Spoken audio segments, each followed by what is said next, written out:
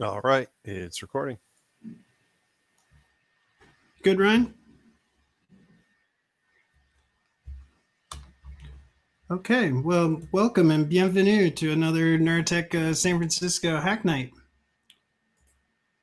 NeurotechX is an international community that facilitates the advancement of neurotechnology. Our pillars are community, education, and innovation. We have chapters worldwide, meetup events, and a thriving online community, almost 5,000 members on Slack.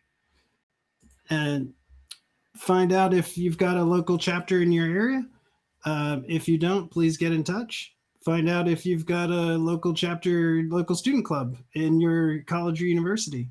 And if not, and you'd be interested in starting one, also get in touch.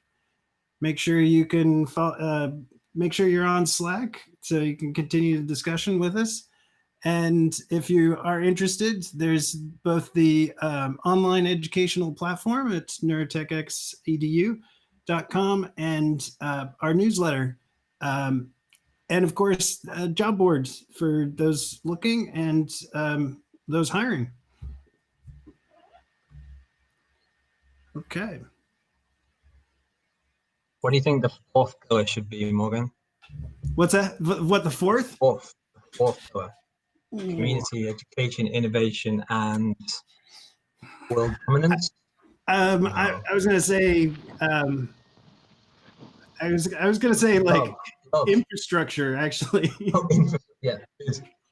I mean, but so I definitely want to talk about the town hall, and so this weekend there was a really great town hall for all the chapters worldwide, and I got to say that was a pretty cool, at least a pretty cool. I mean, it was great to see everybody, and certainly a great presentation. I just haven't been to one before, so I think there was one like about 3 months ago. Is that right, John? Although I'm not sure if it was everyone. There was something along those lines a little while back. Anyway, it was my first global town hall, and it was cool to just see so many people. And I'll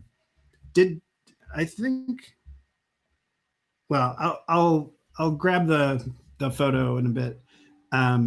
Anyway, I don't think so. I talked to Brian, excuse me, and asking if they were going to do like a little mini presentation of that, and he said he'd join us next week to do that. Also next week, Ben Tam from the Vancouver chapter is going to join us and talk about the new hardware hub, which is essentially a store with discounts, it sounds like, so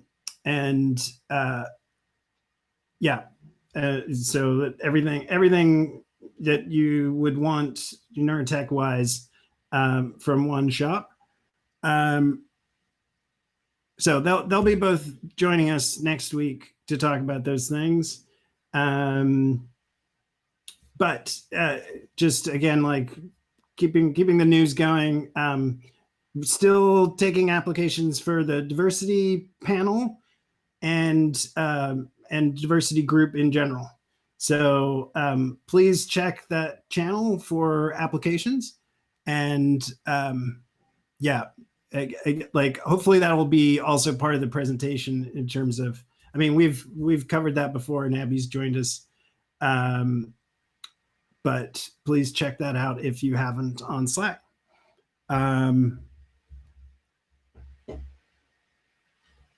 So things like the book, or the book's coming, and what other. Well, so what I was in particular, what I was hoping to hear more about was what we were doing in terms of infrastructure, and it somewhat relates to just the somewhat relates to NeurotechX EDU, somewhat relates to just how do we better, like we don't have a wiki. NeurotechX.com is from what I heard a WordPress site, but we could definitely have more features. And sf.neurotechx.com is our landing page. So I assume you've got TO, John.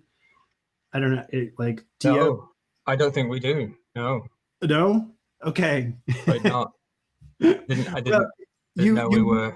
You might and not know it. Oh, but, geez, don't tell me that.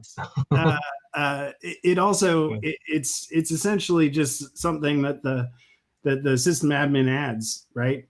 I mean, it's on the okay. I didn't know what. So it's second. Yours is SF.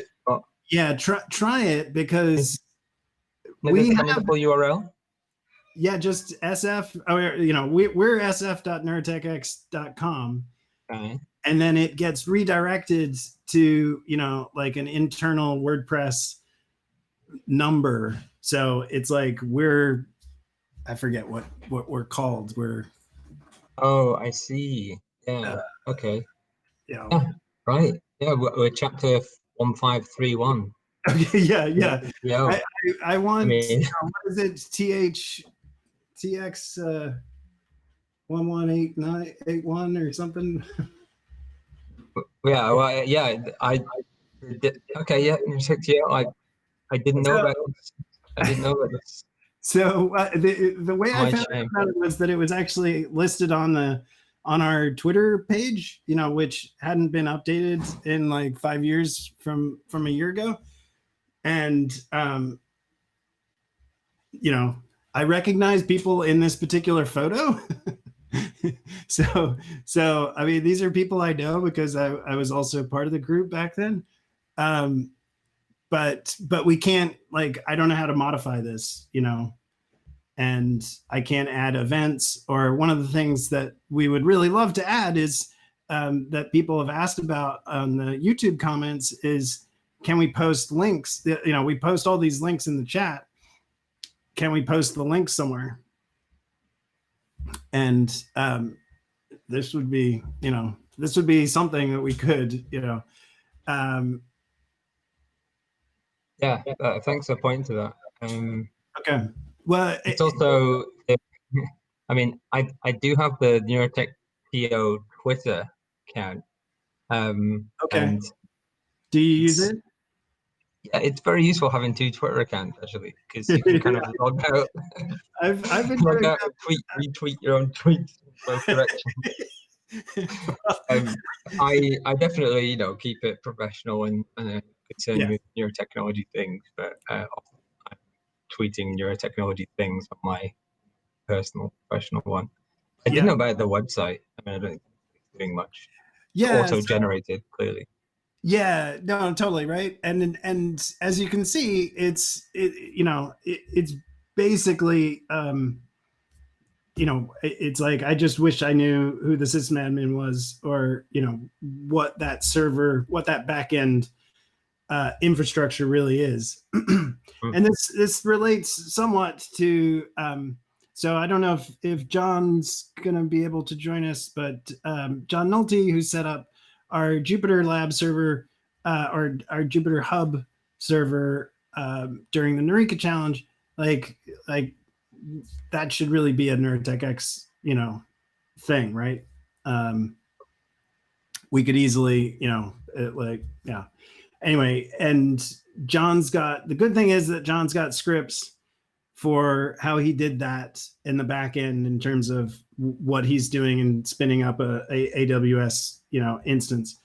And then it's just, now can you map that so that it's, like jupyter.neurotechx.com, right?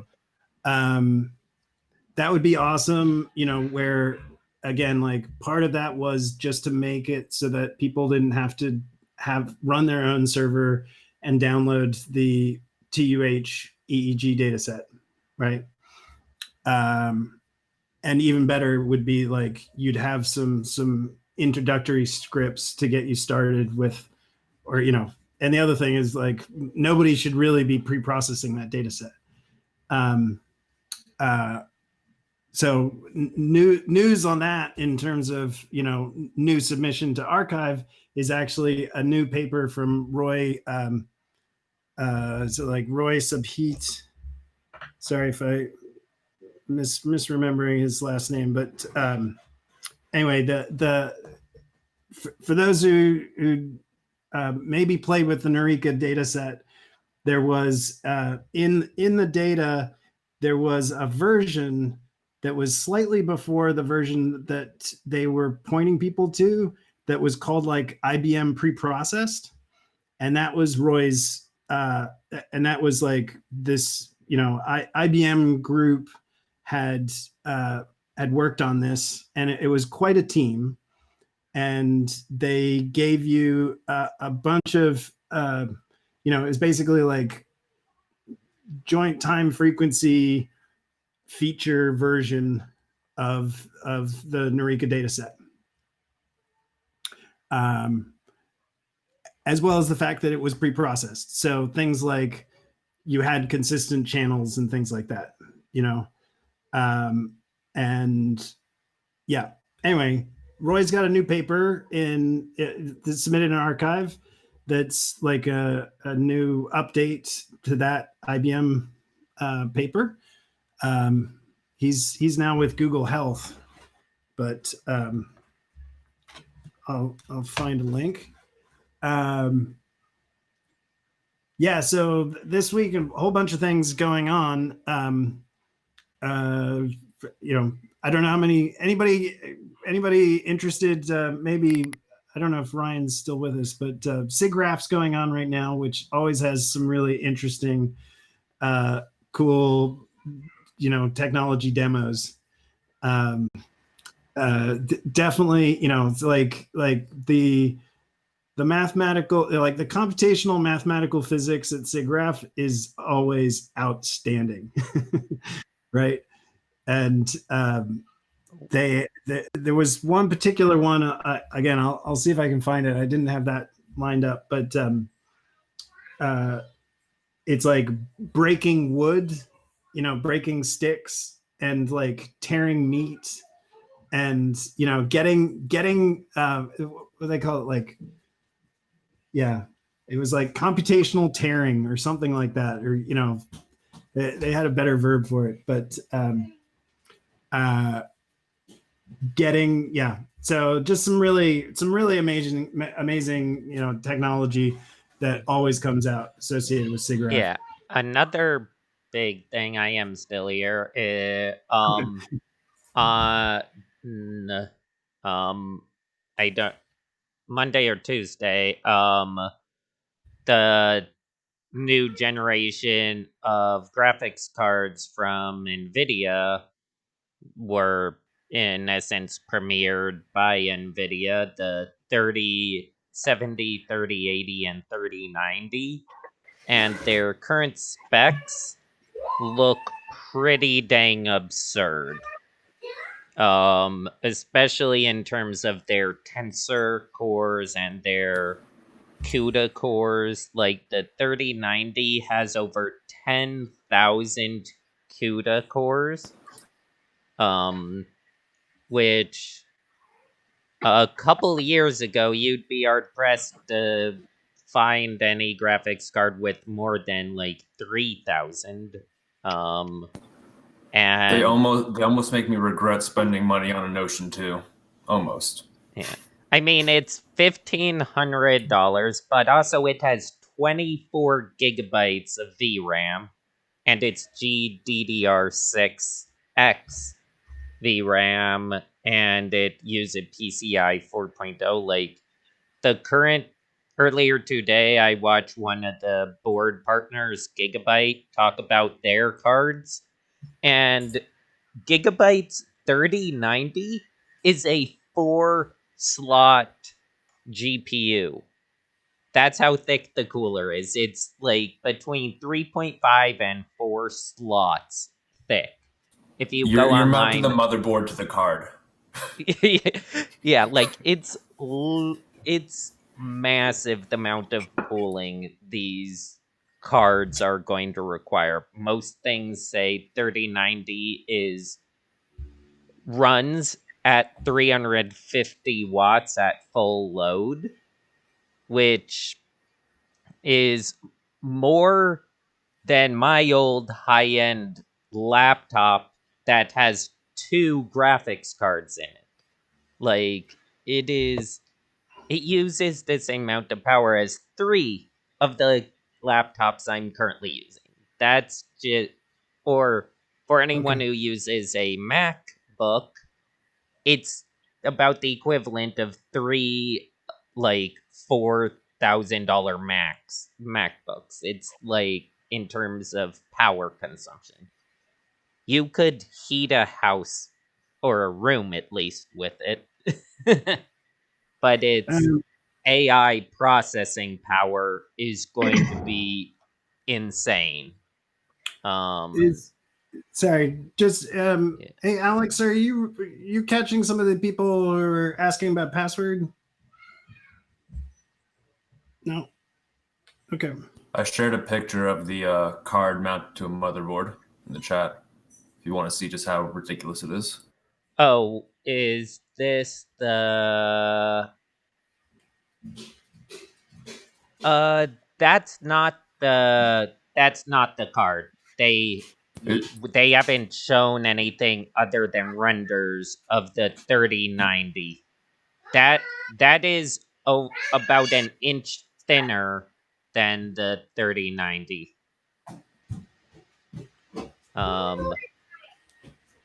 Like, though that is a ROG card, so oh wait, yeah, no, so ROG, that's different company, but yeah, that's still like a 3.5 slot card. But it's not as absurd as the Gigabyte 3090 card. But yeah, pretty much prepared to no longer be able to make small form factor computers. Your graphics card is now bigger than the motherboard, CPU, and CPU cooler, like combined, if you want to do any efficient computers. But well, yeah, so we need, this is one of the, like I was saying about infrastructure, like I would wish that we had these available to be running some of things like brain decode on TUH EEG sets, and that's a benchmark that I would care about. Yeah. Also, only the 3090 can do SLI, so if you want to do AI processing that needs SLI, only the 3090 can do it. So you have to spend $3,000 on graphics cards to do SLI. And that will definitely mean that there's going to be data set like issues that are now at a much higher price point for people to really deal with if you want to do any sort of real time and like processing or so that's not as good. It will be great at doing it, but it's being priced out of most general researchers' availability to do these things unless they can get a grant or get hardware donations for it. And those are the kinds of things that we should be able to get, and certainly this is again why I was bringing up infrastructure, right? Certainly, like every lab relies on subsidized infrastructure, and so being able to play. And when you look at if you look at some of the like the IBM processing of the TUH data, that would have cost a lot to run. Like they ran a lot of things that they didn't end up using. And anyway, it would be good to know, like having NeurotechX's, uh, uh, the organization behind that.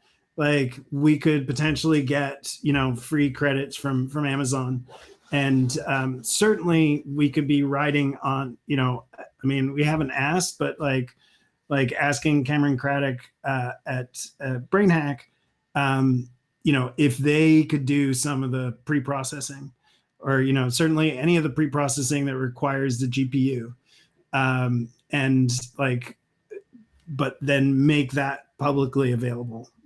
Make those training sets available. Yeah. Sort of like Anders Eklund. So Anders Eklund's he's not the first or last author, um, but he's got the bioarchive paper where he's using GPUs to basically to upsample. I mean, like fill in bad channels and upsample the TUH EEG data set. And we haven't asked, but it'd be great if we could get that result also available from this Amazon server that we could all access. I know at Noisebridge, I'm going to try reaching out to NVIDIA to get some cards donated, even older ones. Like, now that this new gen's coming out, old cards will be going to nonprofits very quickly. I know a couple AI groups that have gotten like 100 cards donated, because NVIDIA wanted tax deductions. Okay. And we definitely can go after stuff like that. And we, at least at the new noise bridge, if we're going to try to put in a few 42U server racks if possible, so we have room for if groups like NeurotechX want to have a couple like servers for processing. Yeah.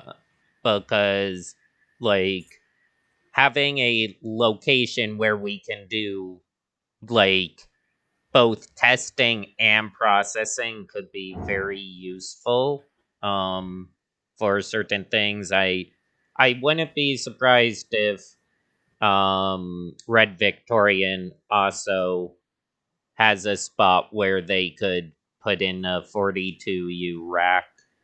Like, having a rack makes you want to fill it up. Like, I mean, here at Monument, I'd be more than happy to host something that large. That would be incredible. oh, you're over at Monument? How's Monument been? Haven't been in a long time. It's emptying out, I would say, but as a result, we have a lot of space in like the electronics room. Yeah. Yeah. So can you tell me what Monument is? Monument's another group house, much like the Red Vic. It has about 20. Yeah, it's basically, it's similar to the Red Vic in a number of ways. We host we host some art events, and we host a number of tech events. I think like the main feature of the space is that it's extremely large. So we've been able to host events involving like the largest Tesla coils on the West Coast. That's cool. So yeah, a lot of people come here to work on different like hardware projects and stuff. Yeah. Noisebridge has hosted a couple events there, or joint hosted for the stupid hackathon a couple of times. That was a lot of fun. And I know a couple people who really like your internet setup. Don't you guys have 10 gig internal switches that you've like paired up for, like, I think I heard 20 or 40 gig from the front of the space to the back for I know less about it, but I know that like the internal wiring around the house is like more than enough to it's more than enough for like Google could have an office here, or like, I mean, it's probably like better spec'd out than your average Google office. That's what I would say. And it's a residential facility, so like you're never going to have you're never going to really collide with anybody else. I don't really know that much about the internet, but I do know that it's really good. Yeah, it's kind of what we're trying to make the new noise bridge set up. I want us to have 40 gigabit internal networking between areas, and then allow some computers to have straight 10 gig to storage or secondary processing servers in the back. So like if you bring in a EG headset and a computer with a small graphics card, that could be directly plugged into a 40 gigabit line into a high power processing server, so that it can. If you want to set that up at Monument in the meantime, I'm pretty sure I think people would be okay with it once COVID dies down, obviously, because most group houses are closed. Sure. Yeah, and you know, it's the Red Fix definitely, you know, got problems right now in terms of how to be a viable place during COVID. So yeah, a lot of people are really struggling right now. We're fortunate to have our housing subsidized in part by VC dollars, but I know that for a lot of other houses, it's sort of an existential crisis. Yeah, I mean, it's brutal out there right now. It really is. And anyway, my daughter, like, we just finished our summer break, which was basically three weeks where we didn't have preschool. And but you know, back out bike riding through the city, and it's like everybody's leaving. I mean, it's, you can just see it just driving around or biking around. Anyway, sorry, that's a total reality right now. So I'd love to talk infrastructure, or, you know, like infrastructure is a real need, and there's a lot of good things that we could be doing with GPUs. So I'll drop a link into that paper. I mean, the link of the recent IBM TUH processing. I dropped some links of books, and partly because I think Eagleman's book just came out, or certainly I caught his. He was doing looked like he was doing a book tour at Politics and Prose in DC, which everybody carries everything online now, and that was really nice. So you can catch his YouTube on Politics and Prose, Eagleman, and you can catch that particular book. The reason I also bring that up is that Neosensory, which is an Eagleman spin-off company, did a kind of a demo as well. So I don't know if anybody's familiar with this device, but it's a device that turns sound into, I mean, I'm making it look like I'm wearing one. I'm sorry, Havoc. But I'm interested, so I totally went to their demo, and or their online thing, and it's got 4 haptic motors, and it can do like a billion different motor feedback, different senses, or different signals. So they're very much distinguishing it from like your Apple Watch buzzes, but your Apple Watch has like 4 or 6 different kinds of buzzes. And they're, this is a device that definitely started in the hearing, hearing impaired with hearing impaired people, and potentially, those that would be trained to already use touch to, as an alternate, say, reading mechanism.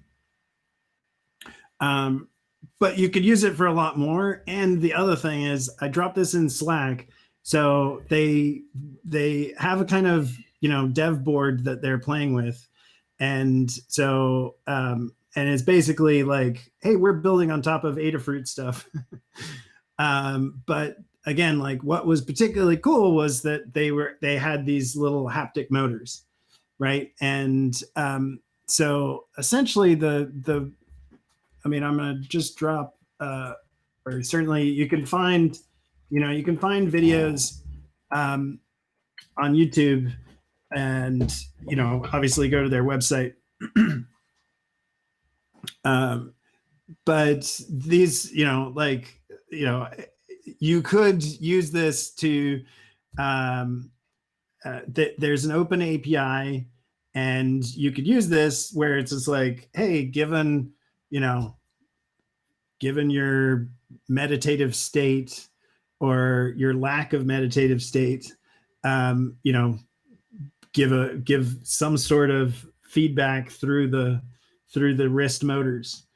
And we saw this in Fabian Lott's BCI demo, or discussion, where neurofeedback actually really benefits from having haptic, plus, in addition to, like, you're getting some visual or auditory sign of your progress, having haptic feedback as well turned out to increase learning rates and for neurofeedback.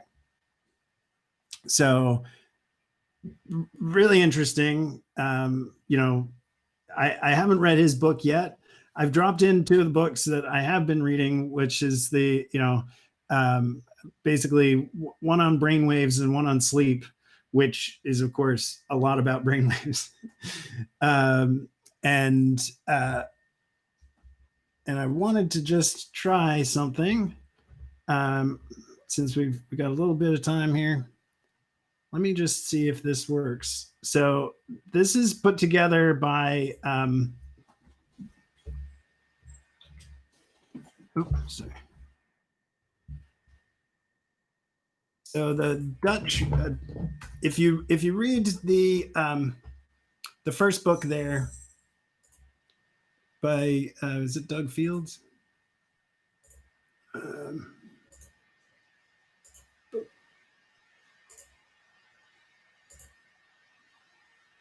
Yeah, the electric brain. You will learn about the history of EEG.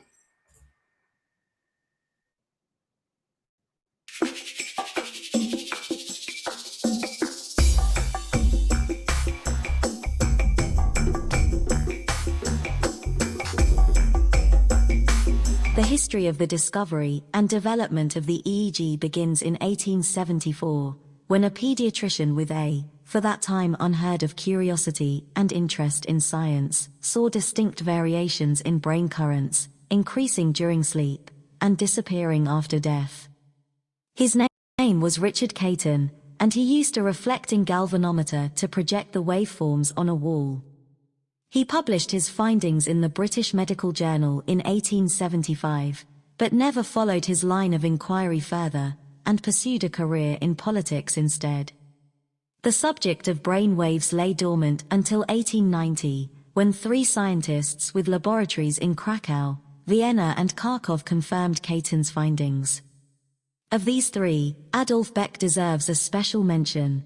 While trying to localize the sensory modalities of the cerebral cortex using electrical and sensory stimulation, he did not just find the evoked responses, but also the spontaneous fluctuations of the brain potentials. This in itself was a major breakthrough, but Beck also brought up the decrease in the amplitude of these potentials upon sensory stimulation, and a cessation in the fluctuations of the electrical waves as a consequence of the afferent stimulation. Beck was the first to describe two essential elements, the desynchronization in the electrical waves after stimulation and the evoked potentials after sensory stimulation. 18 years later, in 1908, Vladimir Pravdich Naminsky, a young scientist in Kiev, got his hands on an Einthoven string galvanometer. He started to experiment with the equipment and discovered action currents in the central nervous system of a frog and also spontaneous electric fluctuations through non-invasive electric measuring in a dog's brain. He proudly published the results of his research in two high-impact journals in 1913. He spent most of the rest of his life trying to evade persecution and certain death in Stalin's gulags. So far, no one had dared to measure the electric variations in a human brain, but in 1924, a brave psychiatrist from Jena did just that. Experimenting on himself, his son Klaus and other people, Hans Berger recorded the first human electroencephalograms, or EEG, and discovered that alpha rhythm, but filled with doubt, he postponed publishing his observations for 5 years. When he finally did publish his breakthrough results in Über das Elektronencephalogramm des Menschen, in 1929, he was ridiculed and laughed at, and his discovery was treated with a mix of disbelief and disdain. It would take another 8 years before his findings were confirmed by two British scientists, Edgar Douglas Adrian and his fellow researcher, Brian Matthews. By that time the Nazis were in power in Berger's country, and he was sidelined and unable to further his research. Hans Berger took his own life in 1941. Edgar Douglas Adrian and Brian Matthews did not just confirm Berger's findings, they also made other important discoveries on the subject of capturing nerve activity. These men were science superstars. Adrian had won the Nobel Prize in 1932, and Matthews was a brilliant engineer who invented two important pieces of technology, the Matthews oscillograph for capturing nerve activity, and the differential amplifier for high-gain low-noise recording of electrical activity in biological systems. Using this equipment they employed a visual flicker at various frequencies that would induce alpha activity at that same frequency, and they also described the frequency-following response of the EEG, which would form the basis of many available audiovisual entrainment applications. Meanwhile, in the United States, the first publication on EEG came from Herbert Jasper and Leonard Carmichael in 1935, soon followed by the work of a fabulously wealthy and highly intelligent man who was building his own state-of-the-art laboratory in Tuxedo Park, attracting great scientists like Einstein and Heisenberg. His name was Alfred Lee Loomis, and just like Berger, he experimented on his own son. He was interested in the sleep EEG and described sleep spindles for the very first time.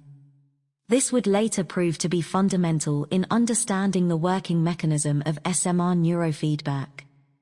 When World War II began in 1939, he donated his EEG equipment to Helwell Davis's group at Harvard Medical School, and Loomis turned his attention to the development of technologies that would end the war 5 years later. We owe these pioneers of the EEG a great deal. Without them, our knowledge of the brain would be severely limited. Learn more at brainclinics.com.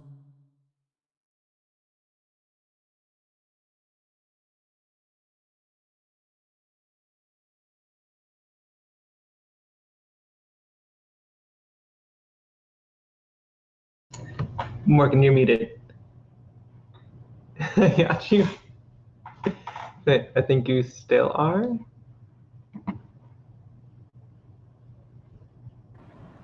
As an aside, I think it's crazy that it took them that long to just replicate an experiment involving electrodes. Right. Right. So the Electric Brain Book is got a lot more in that history, like that. So Martin Arns, who's the I think like CEO of Brain Clinics, who also, by the way, is on the Alto Neuroscience EEG prediction of antidepressant treatment response paper. Anyway, they put this out, but when I saw it, I was just like, wow, that's like a 5-minute summary of, probably the first 5 chapters of the Electric Brain book. Yeah. Make sure we reference that when this gets uploaded to YouTube, so this doesn't get taken down. I talked to them, or Okay. that is what I wanted to find out. But the YouTube algorithm might. So reference the video in the description just to be safe. It won't get so they so I tried the share, and now it doesn't say how you get rid of the share.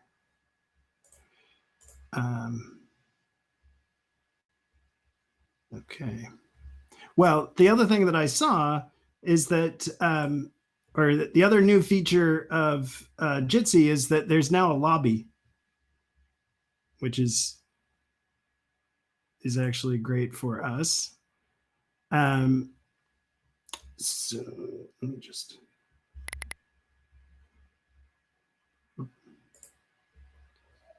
How do I get the?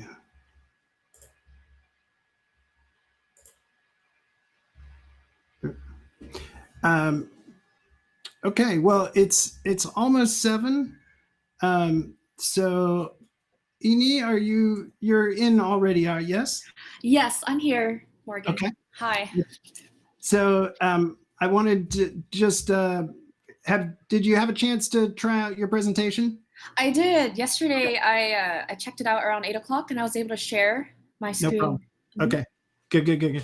Okay. So, let me just pull up. All right.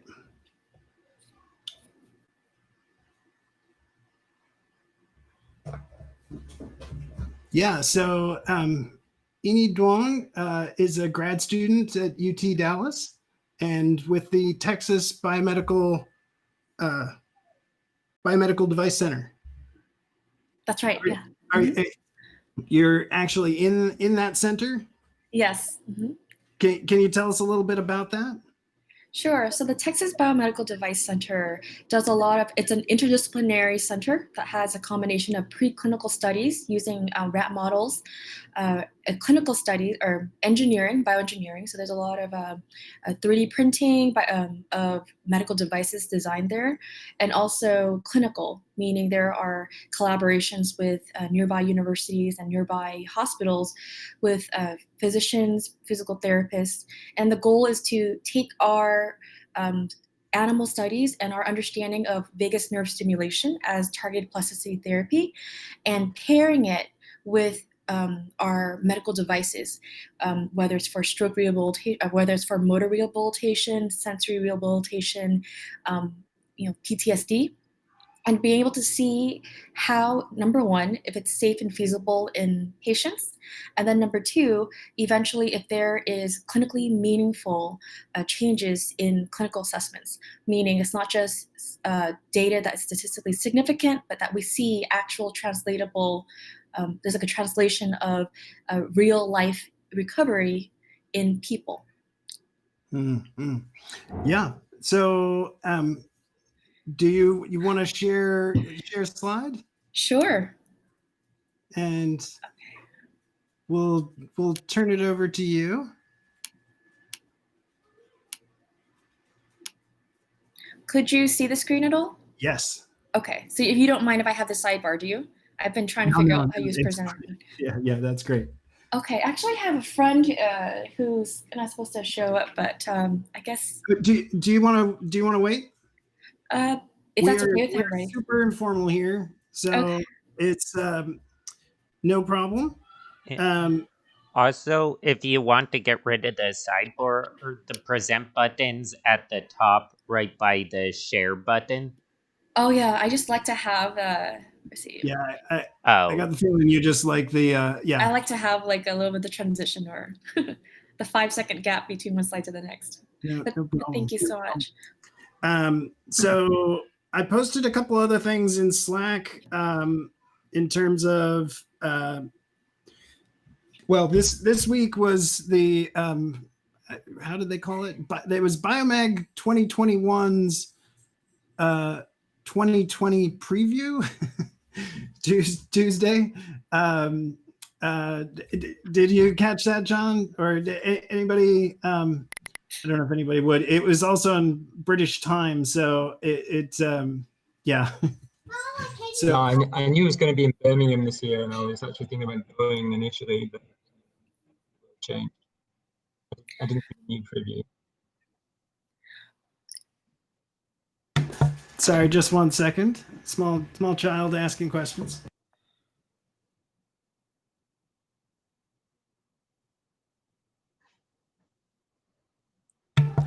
I will be right back.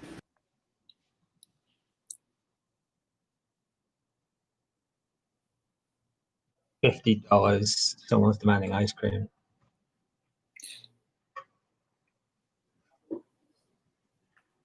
Reliable. Better bet is what flavor they want. Yeah, I don't think we've ever heard that. I think I've ever found that out actually. What flavors he gives. We should start taking bets on it. Yeah. I think my Vegas is talking.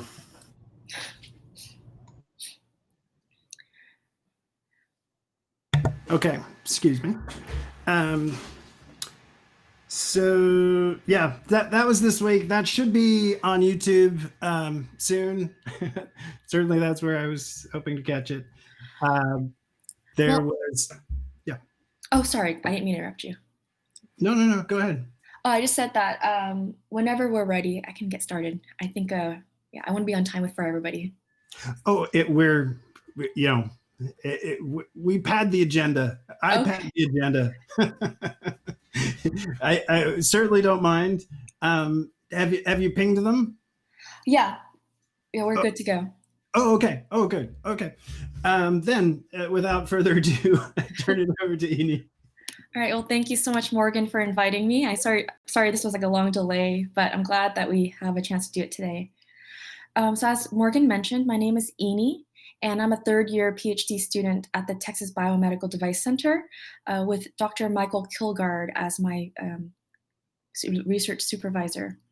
Today, I have 3 points. The first one is an overview, high-level overview of vagus nerve stimulation, followed by the introduction of Replay, our upper limb motor rehabilitation system designed at TXBDC, and its usability. And finally, how can we use Replay and pair it with vagus nerve stimulation for future triggering of the vagus nerve in brain injury participants? So vagus nerve stimulation. Here we see a human brain, and the vagus nerve is essentially the 10th cranial nerve that innervates, has a lot of innervation throughout the body. But 2 areas of the brain that is also very relevant is the locus coeruleus and the nucleus basalis.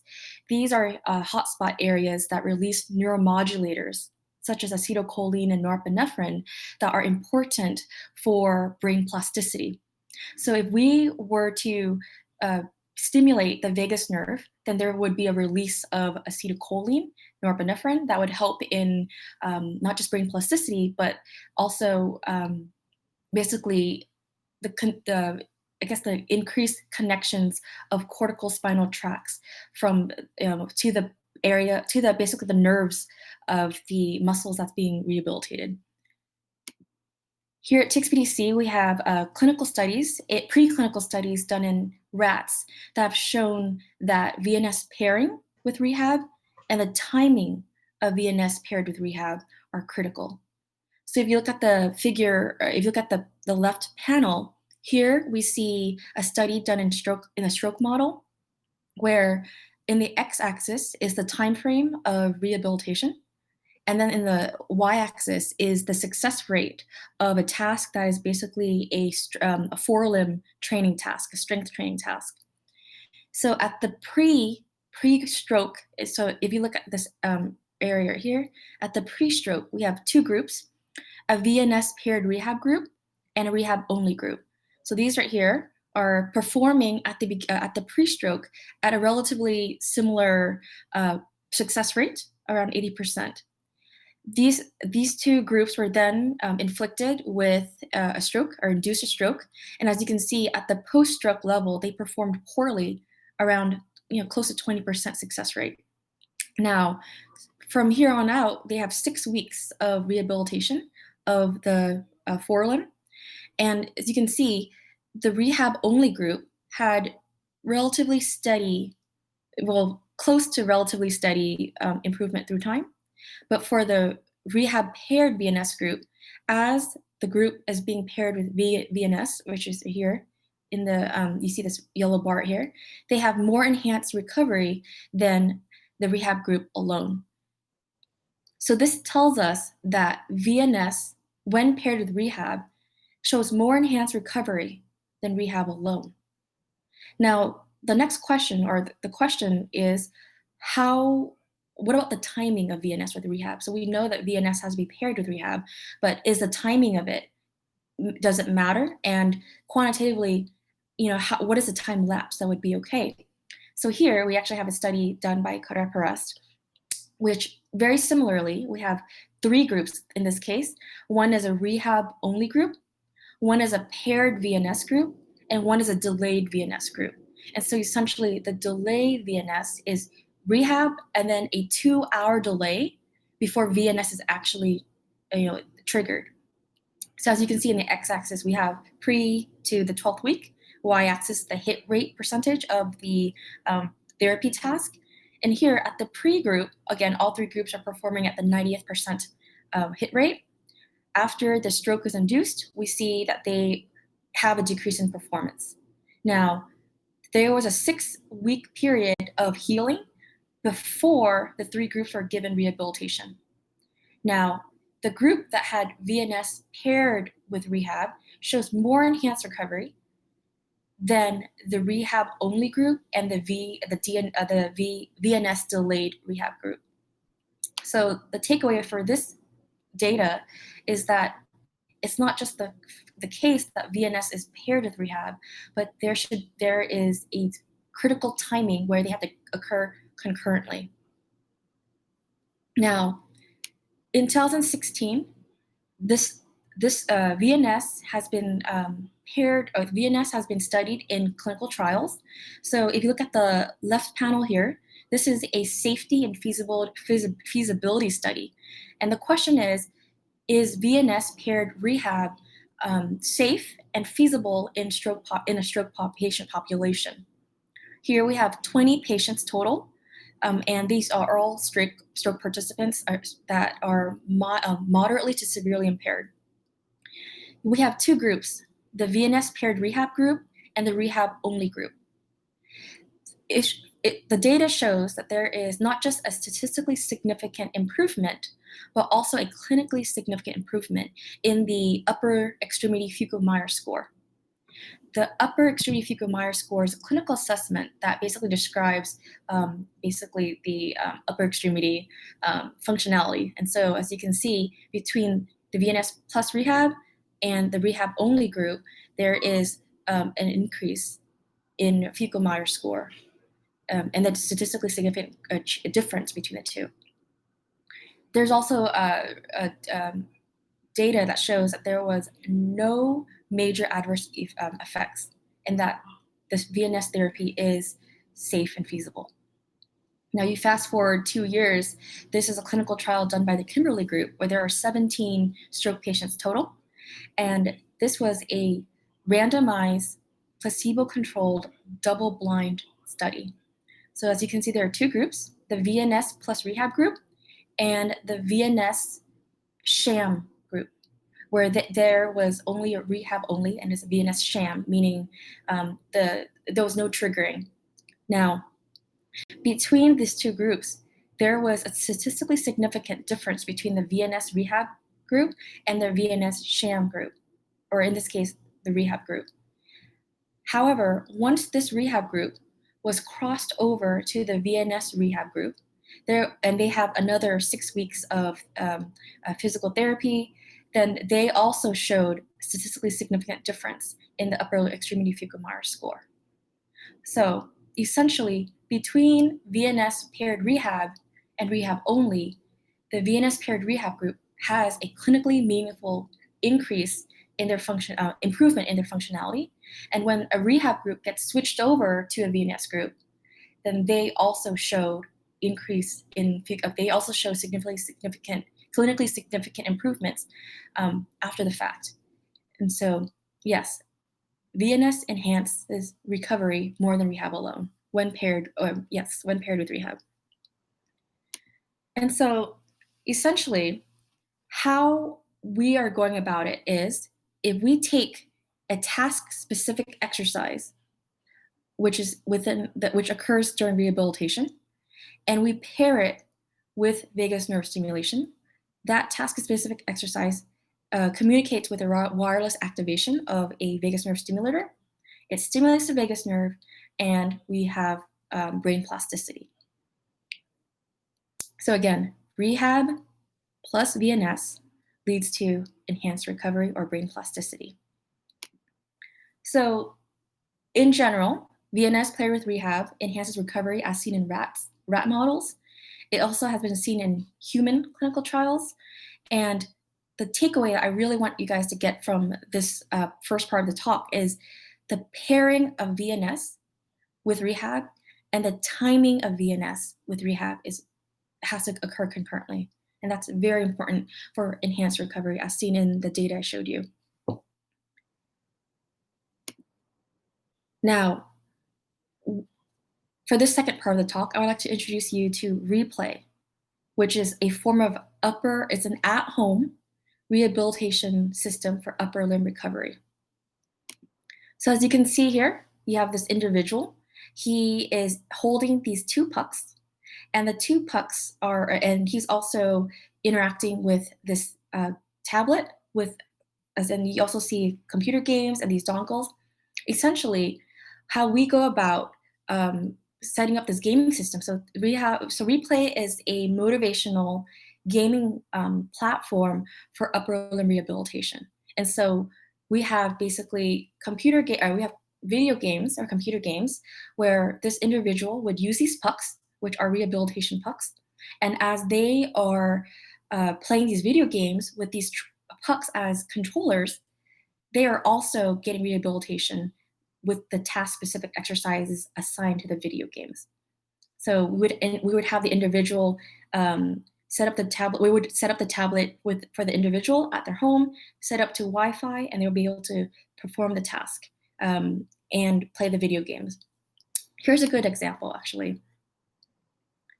So what I'm going to show you is a video of this person playing a game called Fruit Archery. Fruit Archery essentially is very simple. You have this bow, and it's going to be aimed at a fruit. And when the bow aims at the fruit perfectly, then you shoot the fruit, you shoot the arrow, and it aims at the fruit. So here, you'll see that this individual is holding a puck, rotating his wrist back and forth. As he rotates his wrist back and forth, he's also aiming at the fruit. He will press the puck, and the arrow will shoot at the fruit.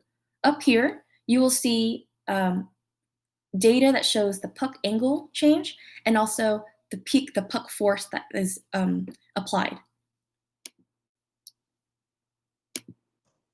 Okay, should be playing. There we go. So as you can see, rotation of the wrist changes the angle of the arrow or the bow. The pressing of the puck shoots the arrow, and data is getting collected for the puck angle change as well as the puck force.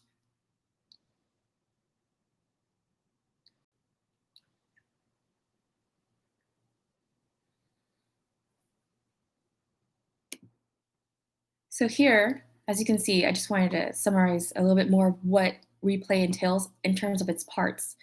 We have input devices, which is the FitMe pucks, and then you saw in the video and also the picture in the previous slide. These pucks are hand therapy pucks designed in designed in California, actually. And these pucks have 10 different sensors, such as accelerometers, gyrometers, that captures different dimensions of movement. for upper limb movement, as well as it also collects data on force applied. These pucks, when used for therapy, can have up to 40 different hand exercises. You also see in this area here, the wireless keyboard. These are the two input devices that connects to the Android tablet. And the Android tablet, of course, is available in the market. We have these input devices connect to the Android tablet in order to play these rehab games. Now, these rehab games, they all challenge the individual to basically they all challenge the individual to apply different hand exercises for gameplay. So here we have rep it out mode. Essentially, they get to do at least 10 to infinity amounts of hand exercises. And of course, you have fruit archery, which you saw earlier. And the rest of the games, essentially, you're basically moving along a certain axis. So here for Traffic Racer, the car is moving from one lane to the next, depending on where you're assigned to go. Same thing with Breakout. You have this paddle here that you're moving back and forth in order to catch a ball. Typer Shark, you're individually typing out words and letters that appear on the screen. Fruit Archery, you're basically swiping the fruit. And then finally, Space Runner, and basically you're navigating through space. And lastly, there's also a sensory, basically use a study where you can actually retrieve objects of different shapes and textures to assess your own sensory ability. Now, as I mentioned earlier, we have lots of different game varieties, and this is, you can basically navigate the screen to choose the games you want. As I mentioned earlier, we have task-specific gameplay, where you have the input device, the type of exercise being completed, and the gameplay pairing. This here is the second input device, the keyboard, the typing, and the Typer Shark. And finally, the touch screen, where you can actually navigate through, you can actually use just the fingers as if you would for any other iPhone or iPad to swipe the game, to swipe the fruit in the game. So here, Replay is designed such that there is customizable gameplay. As you can see, an individual can choose the input device, the type of exercise, the degree of difficulty, the game time, and the game settings.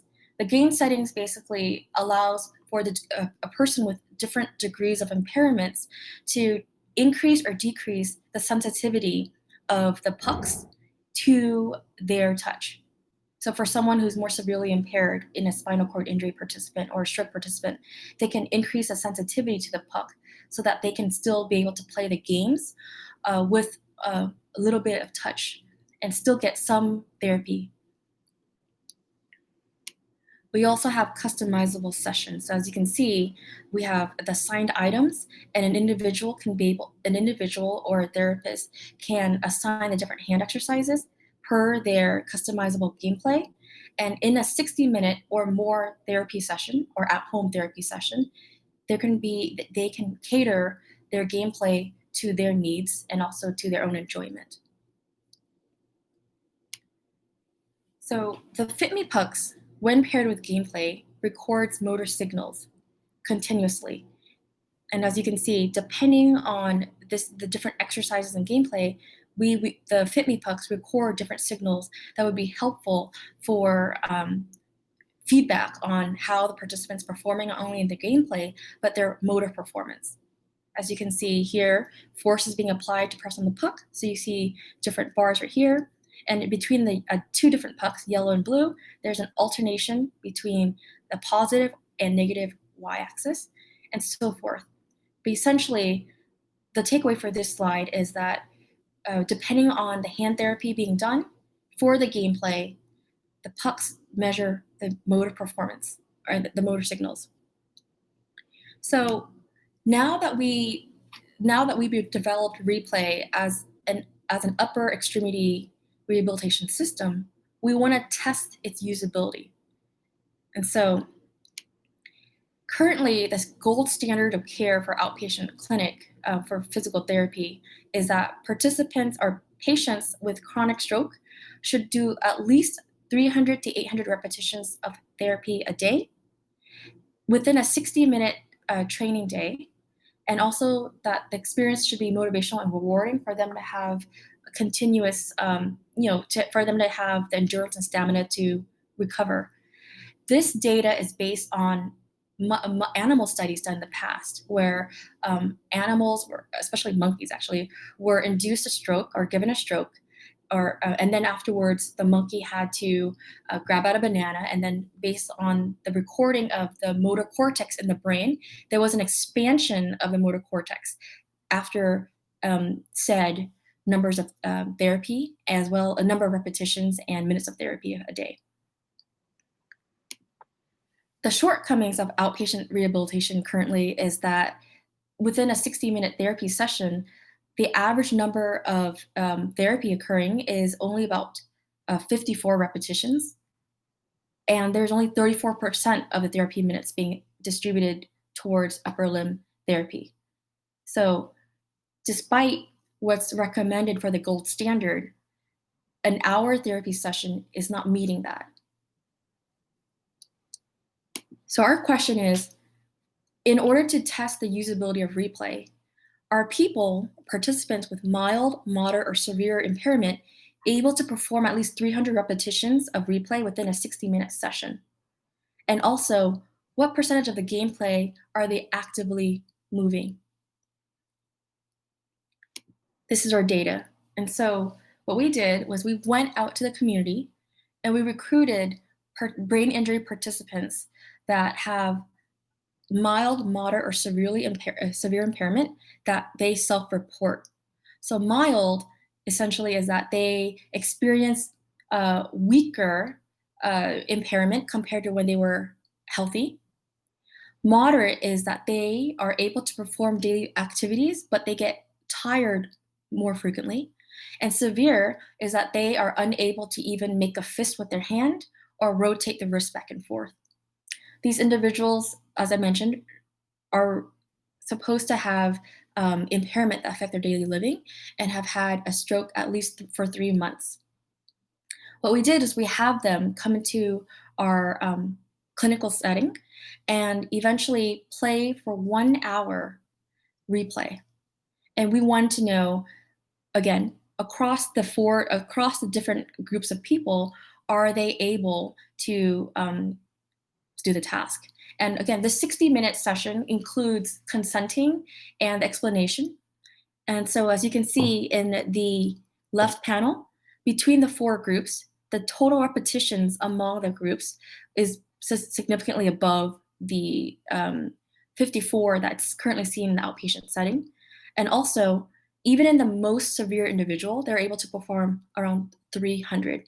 And that one individual that was actually very severe was able to complete 200 repetitions in the allotted time that we were given, which is about 40 minutes of the 60-minute session, as I mentioned earlier. So this tells us that not only are people of different impairments are able to perform the task, but also have a pretty good quantity of repetitions occurring within a 40-minute time frame of gameplay. Now, the other question is, what percentage of time are they actually moving? And so as you can see in the right panel here, of the different severities, even the severe people are able to perform or move actively 30% of the time of the gameplay. Now, this is not conclusive in the sense that we have a standard of 30% or more would be ideal. This is an observation. So observationally, severe people are able to be active 30% of the time, and mild and moderate are able to be active 45% of the time when they're actually they're actually playing the games. So in terms of the takeaway of the in-clinic, we're able to see that different severities of impairments are able to perform the task, and that there are pretty good amounts of repetitions as necessary for rehabilitation. And again, in the 40 minutes, there's a percentage of active moving time as they interact with the gameplay. After the in-clinic testing, what we really want to know was the at-home therapy. So again, replay is designed for at-home independent therapy. And so this participant, P10, he volunteered to do 5 days at home independently with minimal supervision. He had access to our team if he had any technical questions, but other than that, he was able to do the therapy for 5 days alone. As you can see, on average, his daily repetitions is up close to 2,000. In this case, it's 1,800. So he was able to do 1,800 daily repetitions within the time frame that he allocated to replay. And as you can see in the right panel, he did about 70 minutes of daily game time across the 5 days.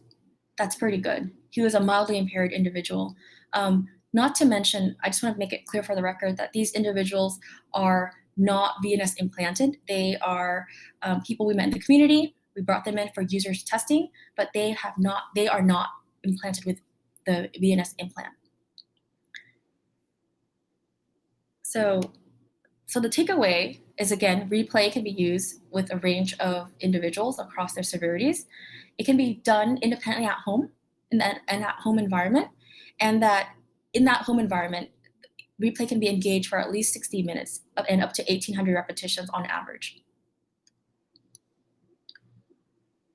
So now what I really want to talk about, or now in the last part of my talk, is how can replay, which is our rehabilitation system, be paired for VNS. Earlier in the talk, I mentioned that if you have rehab, which is important for task-specific exercise, and when it's paired with VNS, we have increased enhanced recovery or brain plasticity.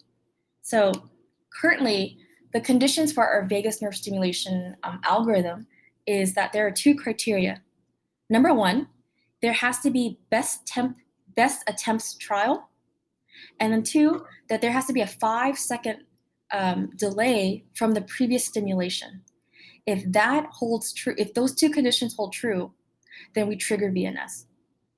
And so based on that algorithm, we looked at participant P10, the at-home participant's data, and we projected that based on his 5-day at-home testing, he would have had approximately 350 daily VNS triggers. The clinical study I mentioned earlier had an average of 444 plus or minus 59 daily triggers that led to enhanced recovery. So 350 daily triggers is around that ballpark. So in summary, concurrent timing and VNS paired rehab leads to more enhanced recovery than rehab alone. Replay can be used for independent at-home rehabilitation, and that replay tracks and measures motor signals for VNS paired triggering. Future directions. Currently, we have an IDE for a wireless vagus nerve stimulator, and we have FDA approval for a future spinal cord injury and stroke clinical trial. And so our hypothesis is at-home replay rehab plus wireless vagus nerve stimulation will lead to enhanced recovery. And currently, our design is similar to the Kimberly study as I mentioned before, but we have 1 VNS plus rehab and 1 VNS sham rehab, and they will go through weeks of therapy before the rehab group gets crossed over to the VNS group. And our hypothesis is that VNS paired with rehab will lead to more enhanced recovery and more clinically meaningful recovery as seen in the Fugger-Meyer clinical assessment. And so I want to thank everybody at the Texas Biomedical Device Center. This is a large multidisciplinary team of preclinical, clinical, engineering, and regulatory. And so I think I have my teammate here, Rachel, in the audience. Other than that, please let me know if you have any questions, and thanks for your time. Thanks so much, Ini. Yeah, that's great. So I see the I forget the name of the devices. Sorry, not the motor control. The replay. The replay. Fit me. FitMe, that's right. FitMe. So FitMe's developed by a company for for all sorts of usage, but specifically for, I mean, it's definitely also a clinical company focused on stroke rehabilitation, right? Right.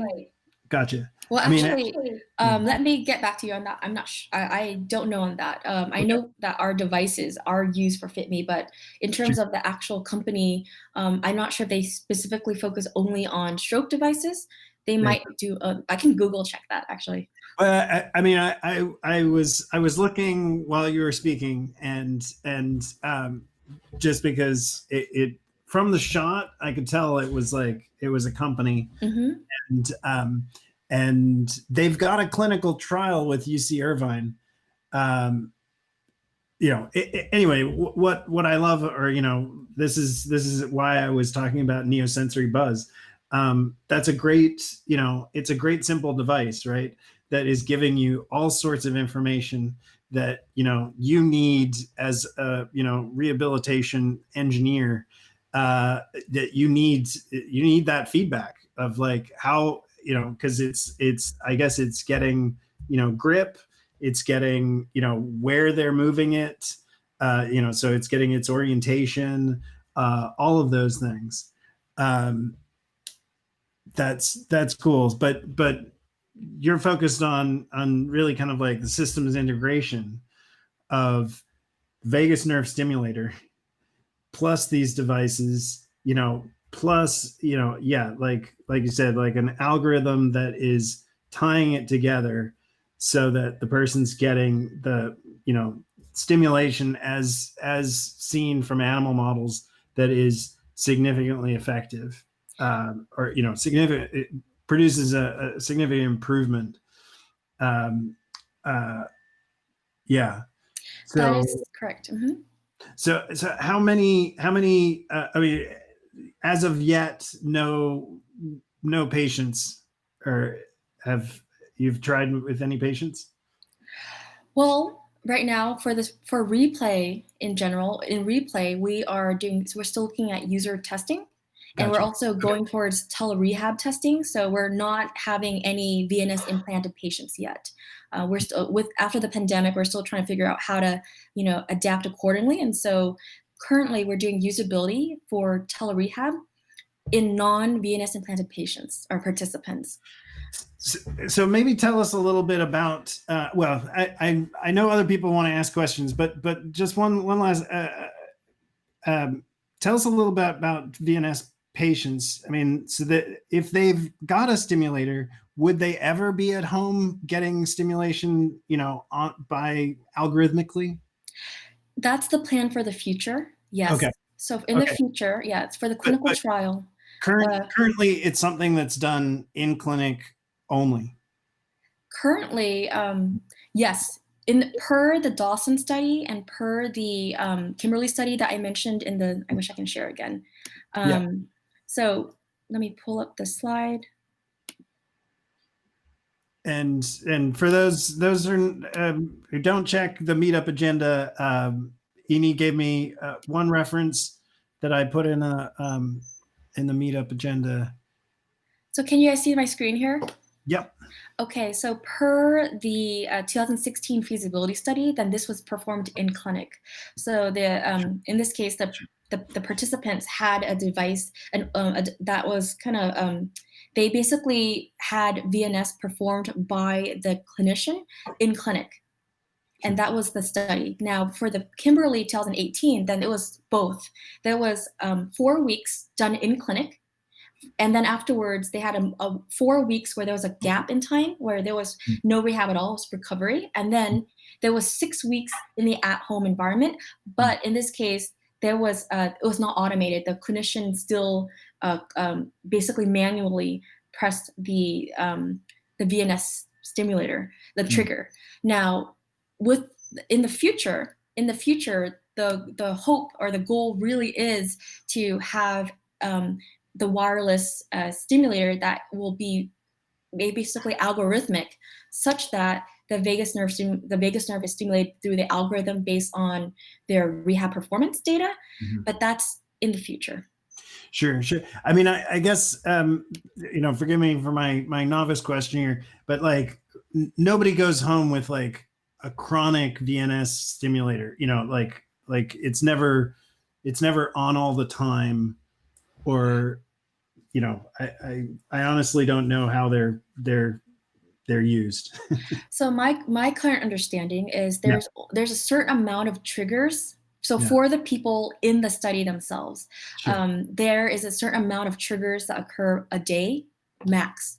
But in terms of when that device is removed or whether it's removed at all, that's a question that I don't know for now. I mean, I can follow up with you in an email afterwards. Sure. Well, I mean, I'm curious, outside of not only your studies, but in others, if anybody ever, is a VNS stimulator ever used like a pacemaker, like in that it's something that you go home and it's constantly running, even if it's, periodic or something like that. But let's let other people ask questions, because I think somebody was actually using the raise hand feature, which does exist. Sure, I see it. Yeah. So I think I saw MS. Yeah, that's right. Hi,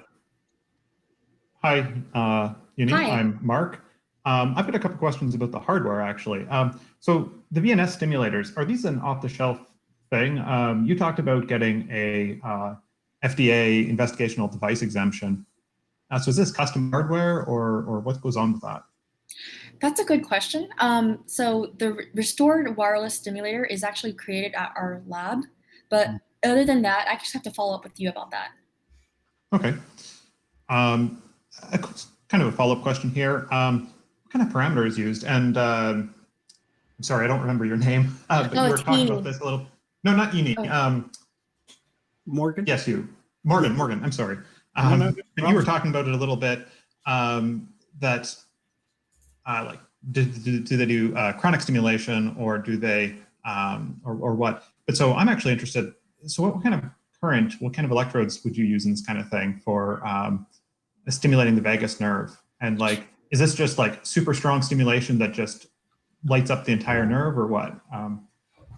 So currently our parameters is standardized per the preclinical studies that we've done in rats. And the parameters is so bear with me, it's 0.8 milliamps for 30 hertz at, it's at 100 microseconds pulse width with half a second pulse train. And so I wish I can visually show you that, but hopefully, is there a way for me to type it up? Well, there's actually a chat feature. Yeah, I dropped the link. Yeah, there's a chat on the far bottom left corner. Okay, let me type that up. Sure. And I dropped a link to one of the review papers that or references that you gave me for others to see too. That's right. So there's a paper done at our lab, and also, but it's Engineer et al. And it's a review paper on the preclinical studies, the clinical studies, and the parameters of the VNS algorithm, the VNS stimulation or trigger. So, and also basically the basic science behind it. So that's some basic science behind the synaptic plasticity, and what in terms of the synaptic eligibility trace and so forth, the neuromodulators and what's going on at basic science level, how that informs the algorithm. So let me just type out the parameters in the chat box. Perfect. But yeah, thanks for your questions. The paper's great. Okay, thank you. I'll definitely take a look at that. Just one quick question. Does it cover monitoring of the vagus nerve? Like, what is the typical activity of that nerve? That's a good question. I don't know. The typical activity of the cranial nerve 10 is that I think it stimulates both the sympathetic and parasympathetic. Actually, it's sympathetic. Well, so it's interesting because when I was an undergrad, my lecturer said that it was both sympathetic and parasympathetic, but in this case, then it innervates more the parasympathetic. But like I mentioned earlier, we care more about the vagus nerve stimulating the two areas of the brain, which is the locus coeruleus and the nucleus basalis, for the release of neuromodulators important for synaptic plasticity. Interesting. Okay, thank you. Yeah, and I just dropped another link in that is from. I mean, it's got a bunch of people, including Vincent Clark and Maren Bixen, that reviews all the cranial nerves, electrical stimulation of all the nerves. So it gives you. There's some really nice graphics that gives you all the different nerves, what they're doing, and lists papers and various stimulations, because we've had people before come talking about I think like the auditory cranial nerve and the craniofacial, if I remember right, or Think's papers were facial, the cranial nerve. The facial, the cranial nerve number 7. Yeah, I'm gonna check this. This is a great.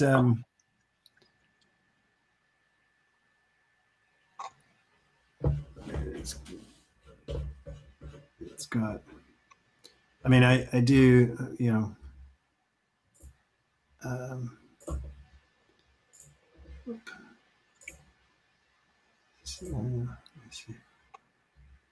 Yeah, I mean, I like these.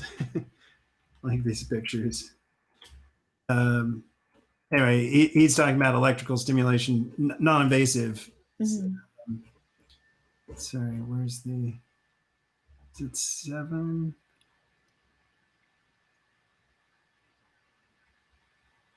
It looks like it's 5, right? Trigeminal. Yeah. Okay. Yeah.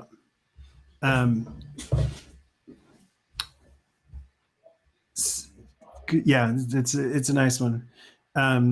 So as usual, in the agenda's got links to papers for anybody who's interested. And yeah, I mean, I would love to know. I mean, I think it's fascinating, right? Like, how is this working?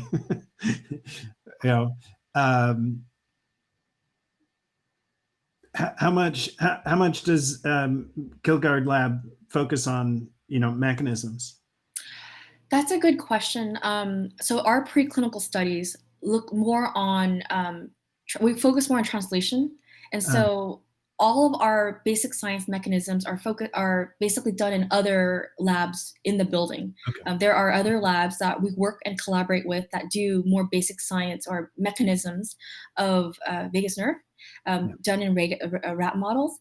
And we also do a lot of literature review, literature search on the different basic science that informs and explains how the vagus nerve may work. Because currently, right now, there are, like I said, the synaptic eligibility trace theory that I can also, that's seen in the review paper I sent.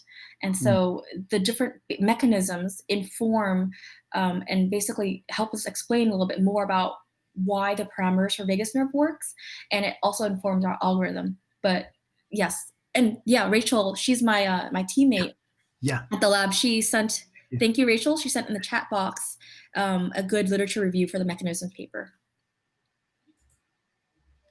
Yeah, because I mean, right. I mean, both this and the rat plots that you showed. The improvement is so significant, and it's amazing to think that such, in a sense, such a small stimulation can make such a difference. When this is one of the top reasons for need for neurorehabilitation, right? Yeah. Stroke recovery has got to be the number one. I don't have that clinical data. No, you're good. But stroke is it's the second, it's the second leading mortality, cause of, so it's the second leading disease that Cause of death, mortality, and also the primary morbidity. So this is very relevant. Gotcha. Okay. Yeah. Other questions or comments? Anybody? Yeah. This one's another basic one. What did you mean by causally induced seizures? Is that like for the people who are not as much in the space? Is that a normal thing to do in the course of research? I'm sorry, could you repeat the question? Induce a stroke.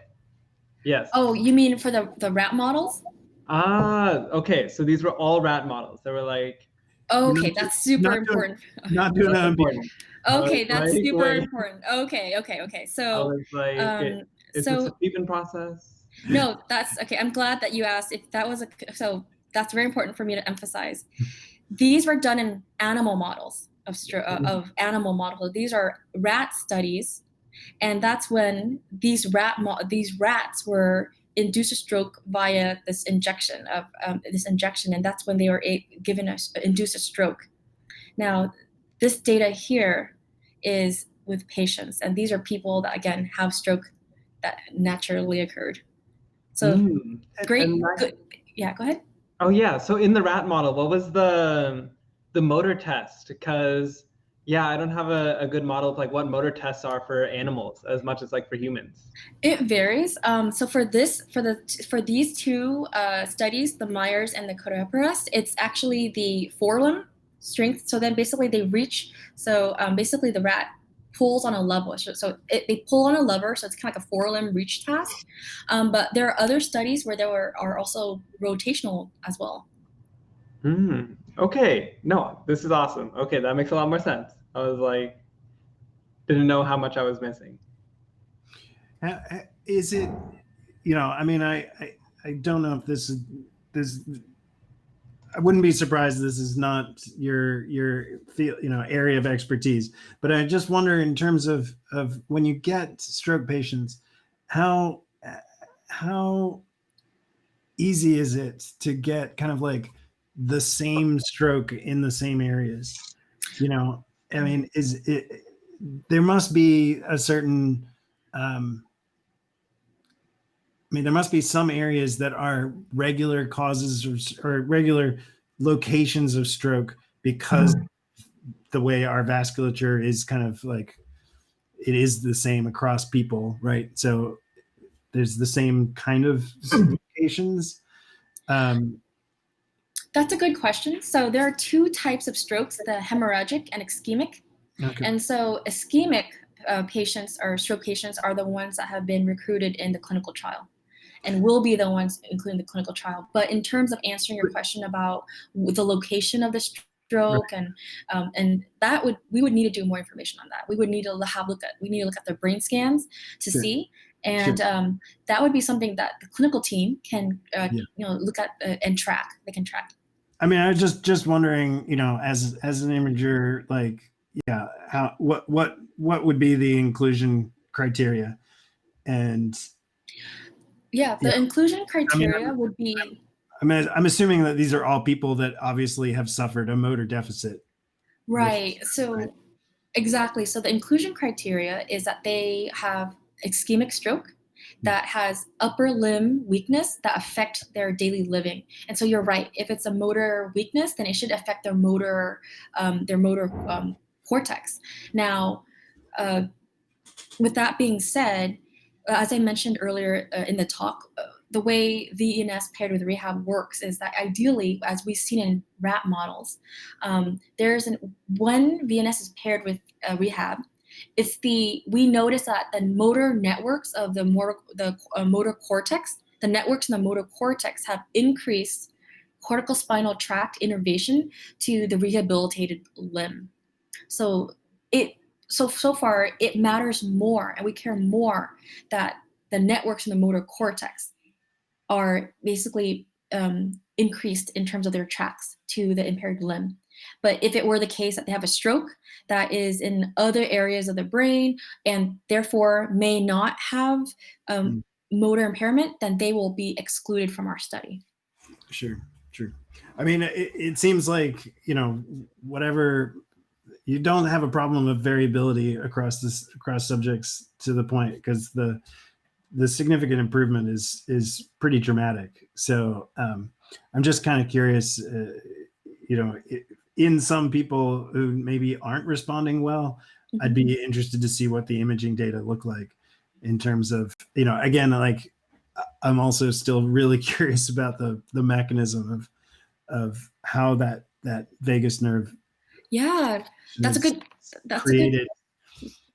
point. I think Rachel posted in the chat the literature for TXVC, and it's the mechanisms paper. So that's in the chat box.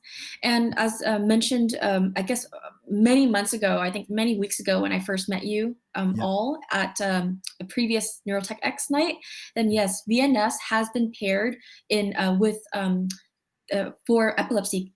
So VNS has been used for epilepsy and depression. And I think what you mentioned, Morgan, back then, is that this is your first time seeing it being used for motor recovery. And yeah, and being a little familiar with, specifically like the neuroplasticity group people looking at post-stroke recovery, where, you're seeing some of that tissue kind of come back to life. And so you've got questions of, what was dead, what was, almost dead. And oh, sorry, go ahead. Yeah, and this is obviously, making the difference between that, right? So that's a good observation. So what the literature has shown us, or the literature states, is that we're actually recruiting the remaining tissues, the remaining tissue. So it's the combination. So it's two things going on.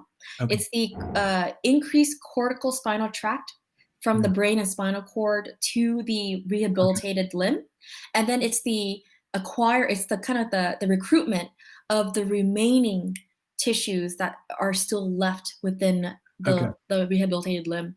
Okay. So, go ahead. Well, so what you're saying is that, yeah, like, it's not so much it's making the difference in terms of tissue recovery, but that it's actually facilitating kind of the tissue reprogramming of other tissue. The remaining tissues. Oh, okay. And I just want to say, I think there was a person earlier that asked about the hardware. There is a paper that was published called it's a paper published in Neuroengineering and Rehabilitation. It describes the hardware of the Restore. It was published I think last year, but it's called Restore, a wireless stimulator, and it basically describes how the engineering, since our lab is multidisciplinary, how the engineers in that lab, and Dr. Renneker, our PI for bioengineering, was able to develop the actual Restore, which is the wireless stimulator. I'm just gonna Google Scholar it right now, or go into my Mendeley right now. Sure. But you guys have been asking amazing questions, and I really appreciate your interest. No, definitely. I'm just looking at this this mechanisms paper now, and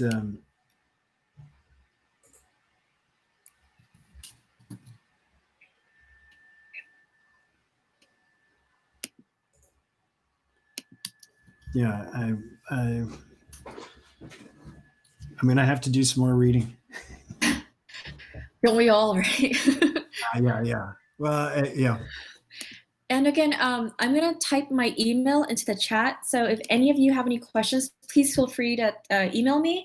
And whatever questions I couldn't answer tonight, I'll follow up with the other teammates from the different preclinical engineering team. And then also, I'll forward you any literature I find for my review.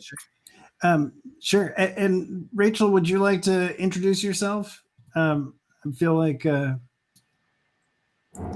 Sure. Can you guys hear me? Yeah. Cool. Hi, guys. I am Rachel. I work with Amy at TXPDC. I am a little bit more on the sort of hard engineering side, and she works a little bit more on the clinical side, so we complement each other very well. I've just been sort of playing support back here, sending papers. No, I super appreciate it. Wanted to give you a chance to, I mean, don't have to tell us. I'd love, when you say engineering, are you more a double E or? So I am a biomedical engineer by training, at least. I did that, and then computer science, and now I'm in neuroscience. It's a fun journey. So Awesome. I'm working on the software engineering and design of a similar system to replay. Gotcha. That's used for tactile rehabilitation instead of motor. Okay. Great. Yeah, I mean, I'm curious, or certainly some of the hardware that we'd be particularly familiar with, or I was thinking about when I was looking at this Fit Me, is like how much you could use regular VR hardware, and obviously what this particular system adds. And yeah, it looks like Flint Rehabilitation Devices has some info on that. Let me just get the here.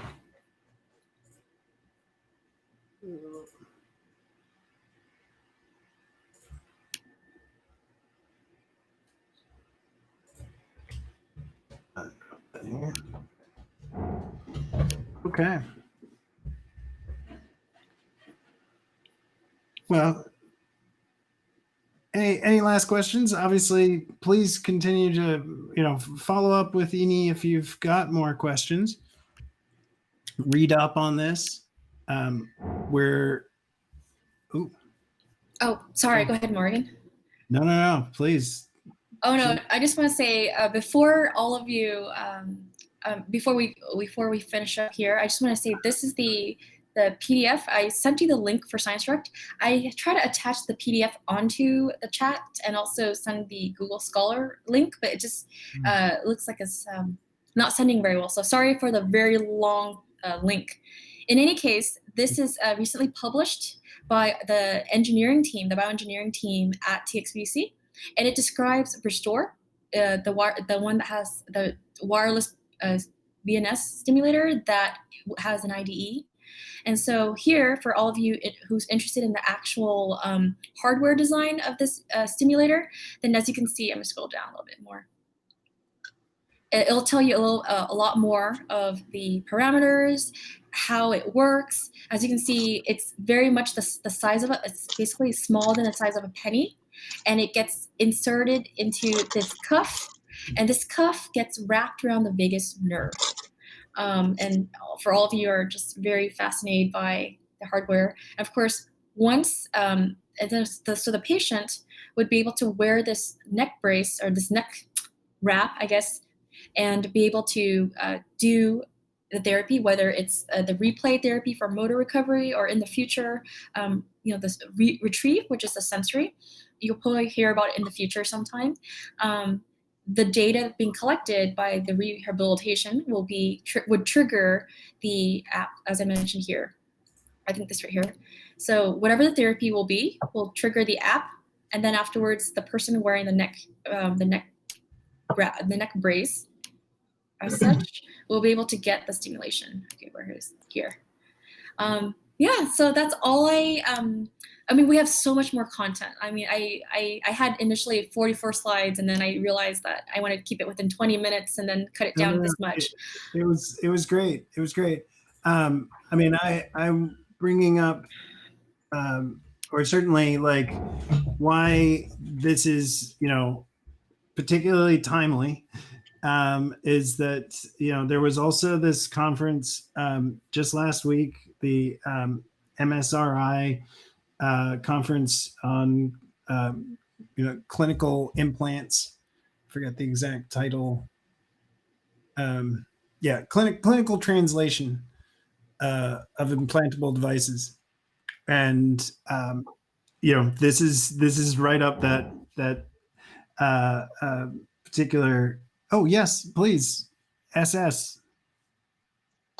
Hi. I actually had a question about how your trial works and like, what is the protocol? Like, how long do the patients have to play your game, or number of days a week, or it's like an everyday thing? How do you collect data?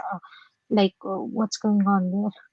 Sure. So currently for our usability study, these participants for the take home do 5 days of rehabilitation, and we do approximately 60 minutes a day. And so we created a prescription. And so based on our initial testing of brain impaired individuals in the clinical office at our lab, we are able to figure out which games and which settings are doable for people who are mild, moderately, or severely impaired. When we do send these devices home to the individuals, we give them a prescription, about approximately 60-minute session with individualized games and settings that would be appropriate for them. And so for go ahead. Sorry, a follow-up question. So these games are customizable based on the exercises or the motor disorders that they have. Like, if I wanted somebody to do a hand exercise that's specific to a motor disorder, like finger tapping or hand flipping or something, I can design games, around that game. I was actually seeing like a music glove. For particularly hand exercises, and on the Fit Me website, which seemed interesting. So I was just wondering if we can we purchase this and can customize, based on that. So to answer your question, then yes, these devices are available in the market, and Flint has their own, their own application, their own software that will allow you to make it customizable.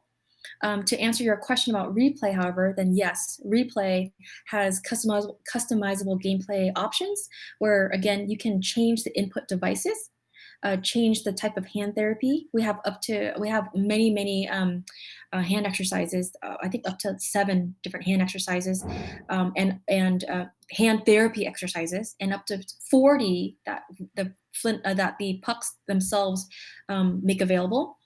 Difficulty level, minutes, and gain. And of course, like you mentioned very accurately, depending on what kind of game experience that the individual wants, not just the individual participant, but also the clinician, the input devices can be paired to whatever types of hand exercises and whatever gameplay to create a customizable 60-minute or more session. So I hope that answers your question. Yes, thank you. You're welcome. Right. So I mean, as you covered, yeah, it's that temporal pairing, right? That's right. Mm-hmm. Yeah, and so there could be, I mean, a whole host of other applications, or certainly, movements or limbs or other things that again, I just don't know stroke very well to know how many other problems people have. But yeah, it's so I dropped a link. Finally got the direct link to that MSRI workshop.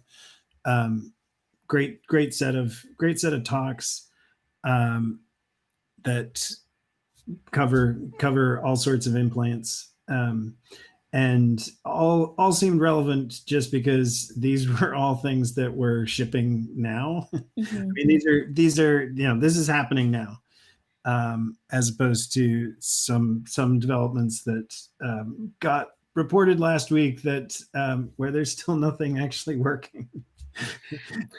Right. Yeah.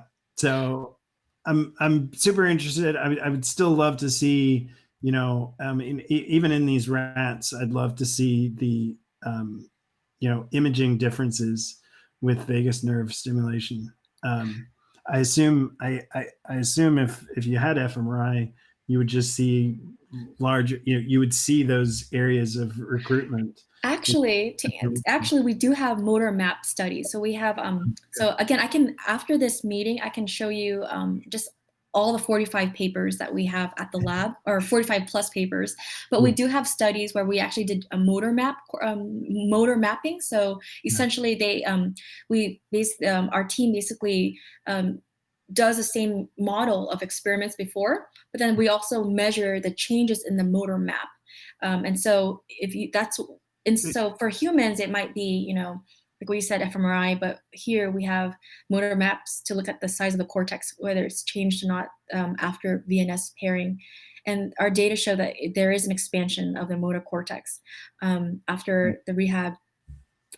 I see. And Cool. And I just want to make sure that this this would be important to clarify.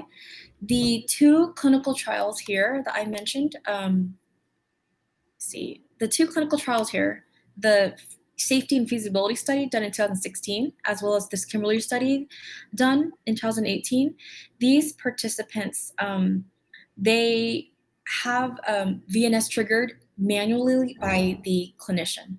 And so whenever a participant is performing therapy, then the clinician has like a little button that they press every time they see that the person is doing the task correctly. The wireless the wireless restore is recently given earlier this year, and in February we actually received an IDE for it. Moving forward, for TXPDC's clinical trial, moving forward with spinal cord injury as well as stroke participants, that's when we would want to see the actual, VNS algorithm get paired with rehabilitation. So it's this wireless stimulator paired with rehab, whether it's replay for motor or retrieve for sensory, and we predict this enhanced recovery. But I just want to make sure that it's very clear that the previous clinical trials, manual stimulation, here it's algorithmic stimulation, so that in the future, when participants are in the at-home environment, they can independently do therapy and get wireless stimulation, that's automated. Sure. And yeah. So, I mean, somewhat like previous question, there is no recording equipment in the current stimulator. Recording equipment for the rats or human? In the humans, I mean, in the sense that like you're not trying to do any recordings from the nerve itself. I mean, like you mentioned, when you're talking about algorithmic control, you're basically talking about the when it was last used, when the last stimulation took place, plus basically the behavior of the subject, right? So the recording, so that's a good question. I don't know. Okay. What I do know is depending on the devices that we're using, whether it's replay or retrieve, the performance data gives us real-time analysis of their motor behavior or sensory performance. And then the algorithm itself is able to stimulate. But in terms of the actual recording of how the vagus nerve is doing or anything like that, that's we don't currently. I don't know if we have that or not, or whether that's something that would be a primary aim in the future. We aren't currently doing that, and I don't think we have any plans to. Okay. I mean, I don't even know if it would be useful. I mean, in some of these other closed loops, implants, they're in brain tissue, so you are kind of like caring about what the brain tissue is doing before you're deciding what to do to the brain tissue, right? In this case, you care much more about the effects, the long distance effects of this nerve stimulation, as opposed to what the nerve itself is doing. Yeah, I am also curious, just whether there's ever.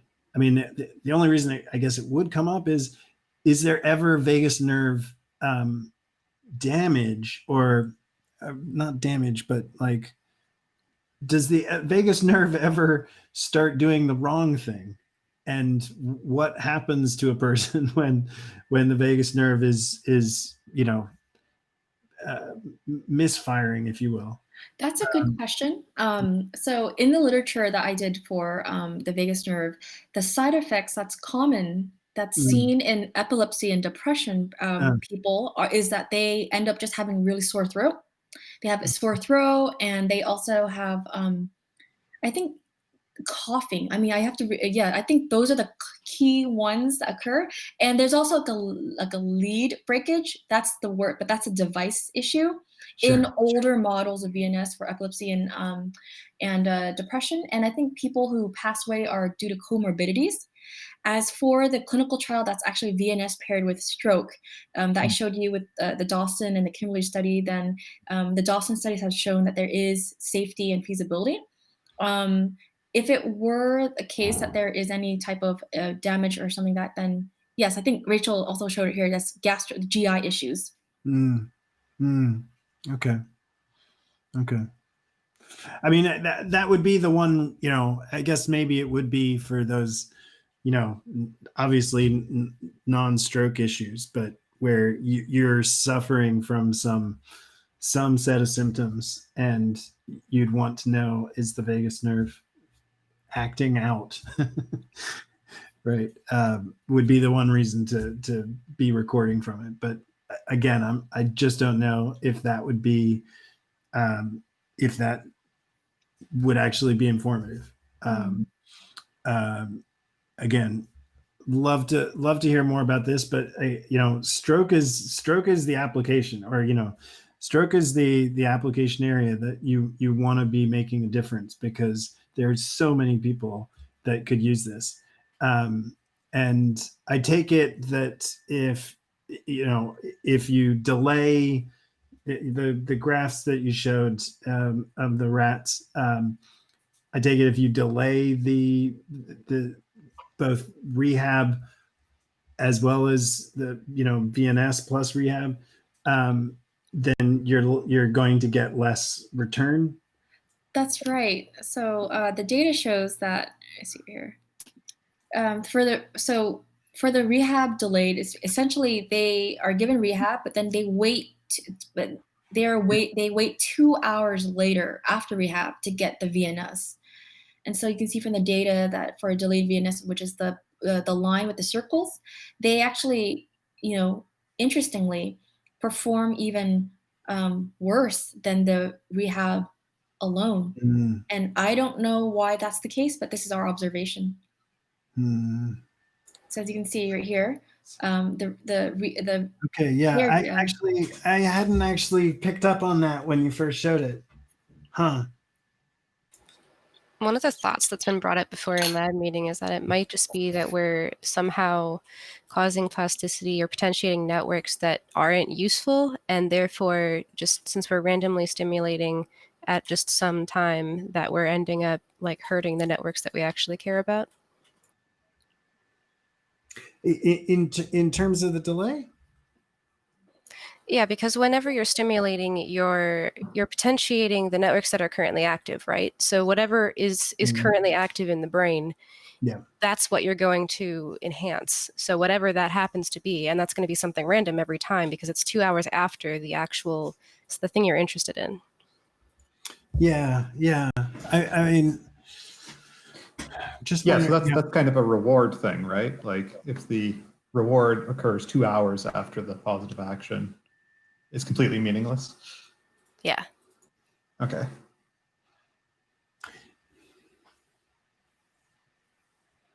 I mean, is that suggesting that, like, because post damage, the first thing that the brain's really trying to do is to recover, and therefore.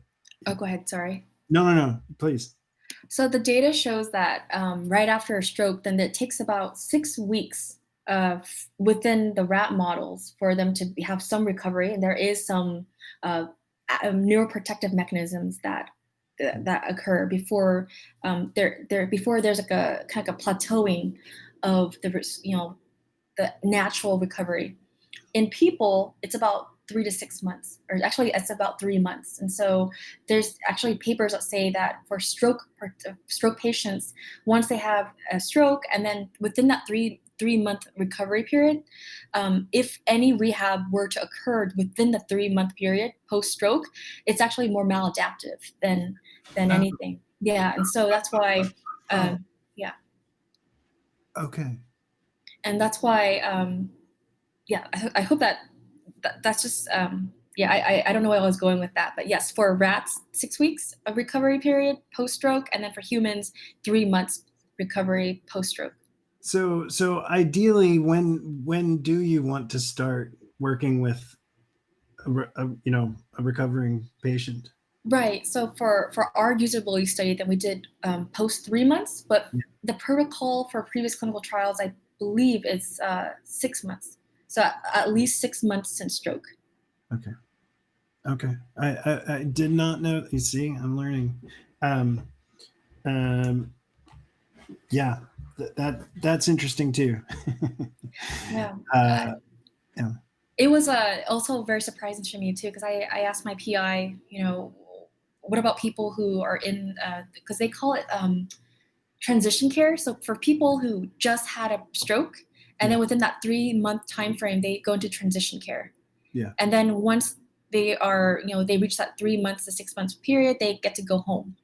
And so during my time, I asked my PI, what if we were to do rehab earlier? He said, no, there's actually maladaptive. There's studies that show maladaptiveness. So, but to answer your question about whether there's any molecular like reasons why, then I would have to do more literature review. I don't know. Yeah. Well, I mean, I see lots of, just from the title, lots of relevant, from the links they've given. I could spend a lot of time learning about stroke, and this is all great. So thanks again, Ini, and thank you, Rachel, for your support. No, thank you. And like I said, I put my email in the chat box. And so if any of you have any questions, then please feel free to email me. And also there's the our lab has a website. And so all the data, let me look that up. So our lab has the website. And so all the data is on the lab website. So if you go to the lab website, you can actually look at the data that's posted. And for all we're of you still who are seeing the presentation if you're trying to show us the website. Oh, I'm so sorry. Yeah, I didn't.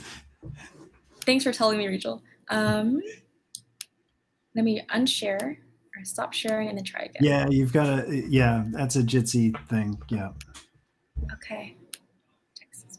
It's like you've got to Okay. So this is our lab website, the main page, right?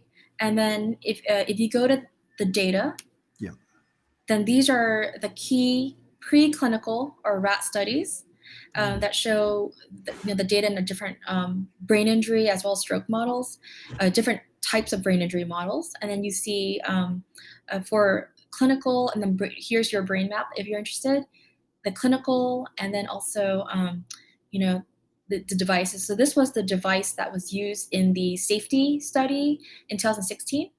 As well as, but then this is where we're going towards with the restore.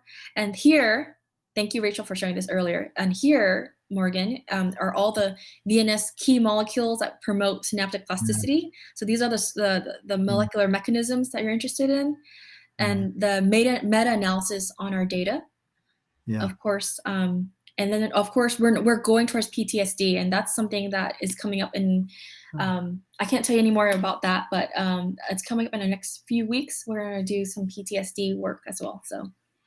Okay. Well, I hope that you can come back sometime and tell us about PTSD, because that would be really interesting too, and as well as giving us a little bit of intro to the I mean, like I apparently need a better intro on my stroke knowledge, but looking across that set of chemicals, this is obviously super complex.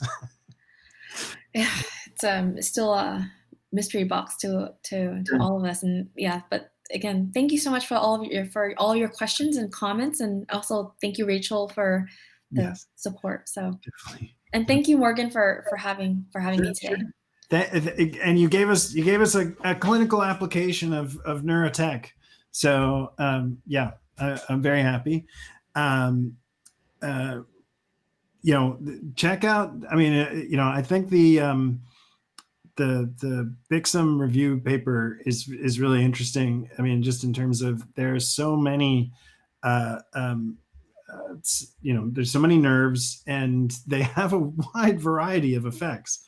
I mean, it is. I care more about the psychiatric applications, but again, like it's pretty remarkable to think that these peripheral nerves can somehow, do this, very widespread neuromodulation or neuro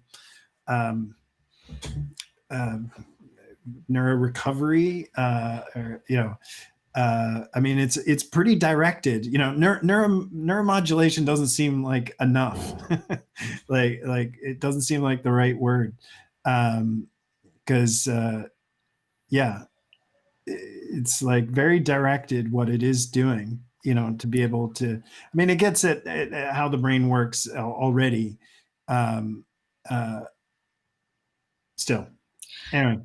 Thank you, and we'll move on to other EEG projects. So for those that have been checking in with us week by week, this would be the time to we would talk ERP core, so ERPs, and there's the data set from UC Davis that we've talked about 40 subjects and 6 tasks with 7 ERPs, 7 defined ERPs, and we've got so you can check the meetup agenda for links. The webinar last week, we talked a little bit about the webinar last week. I think so. Unfortunately, I think the webinar is now down. They said they were only going to keep the YouTube up for 1 week, I believe. I'm not quite sure why they're doing that, but again, like all the materials available. So Devesh is who's joined us previously is not able. He's actually taking a test right now. So yeah, it's morning in India. But we're, so he's going to come next week and talk about looking at the mismatch negativity data set, or, the mismatch negativity ERP, and using in particular some of the scripts that the Kremble Center for Neuroinformatics covered in their summer school. So Andrea and John will correct me on Andrea's last name, but who came from Dominescu? Dominescu. Okay, and who I think was at Zurich, because she's using the TNU EEG toolbox. Anyway, he's going to be looking at basically fitting the same mismatch negativity models using the ERP core data. So who's that, Morgan? Who's going to be presenting on that? Yeah, so Devesh has settled on a semester, hopefully year project. So he's joined us before. He's at Chennai. Is this the guy who was working with Steve? Oh. No. Who's working on sleep? Working with Steve Mann, I meant. No. Different guy. Okay. So no, Devesh is in India, in Chennai. So right. Okay. Same spot. That student's at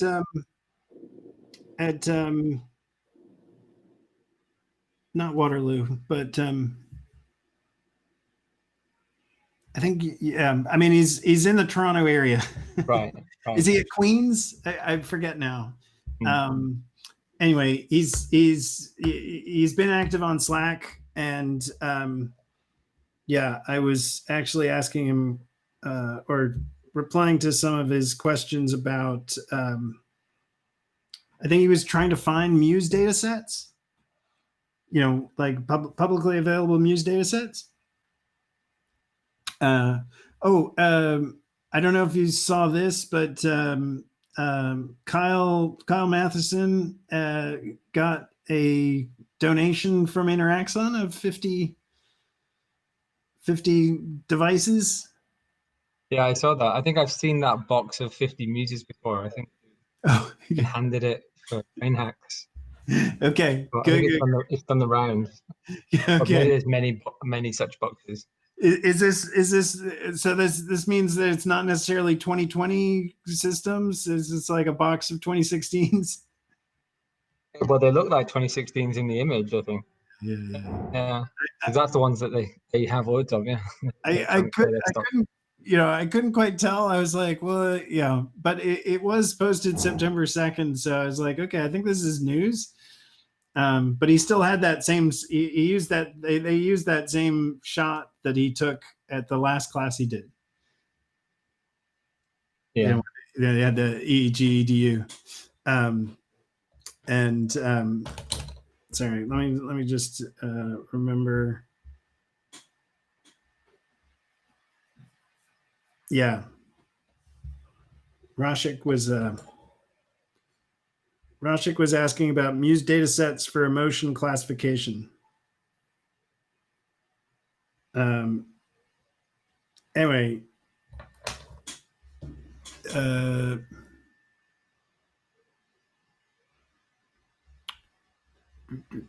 sorry, let me. There are other experiments, or other paradigms that those herb core subjects were taken through. So I highly recommend this particular data set, especially for those interested in learning, because they make all their intermediary results available, as well as the EEG lab and ERP lab scripts. And you don't need to have MATLAB. I've got a link to M&E lab. So the M&E lab you can use as a viewer, and it can produce various temporal and frequency domain plots, and you can actually do the ICA all in M&E lab. And so you can play with the herb core results, and both see what they're doing, as well as potentially improve on on what they've done, because a lot of what they did do was kind of manually done manually, and yeah, it would be nice to redo those scripts with just an automated M&E script. But I'm curious, actually, because I was playing around with that notebook. Is there a reason why ICA seems to be like the gold standard for feature processing in EEG? Just because I personally wasn't like, I rarely use ICA. I do obviously different types of analyses for the most part, but I was just curious as to why that's used versus other things. Is it like a legacy thing, or is it the case that that just works the best? I mean, yeah, I mean, I'll just say that at this point, I don't think that anything else has been found to be just as effective. It would be good to know what suggestions you would have, because certainly yeah. Well, I mean, like an encoder, right? So going with something like that, right? Yeah, exactly. So if it's the case that you're processing a single chunk of EEG data, you could run ICA on that piece of data. which is I believe what they did. Like you just run ICA on that single piece of data, and then hopefully you pull out relevant components and then do analysis on that. Essentially, like you transform the big data down to the little data, and then like with that you're able to do analyses. I guess my question is like, go on. Maybe well, I got to say wrong there. that the way they're using it is different than, say, the EEG lab people. So the way they're using it is really to actually remove artifacts and then reconstruct the data. And then the analysis they're doing is really not ICA. You know, so this is what we would call ICA cleanup. I see.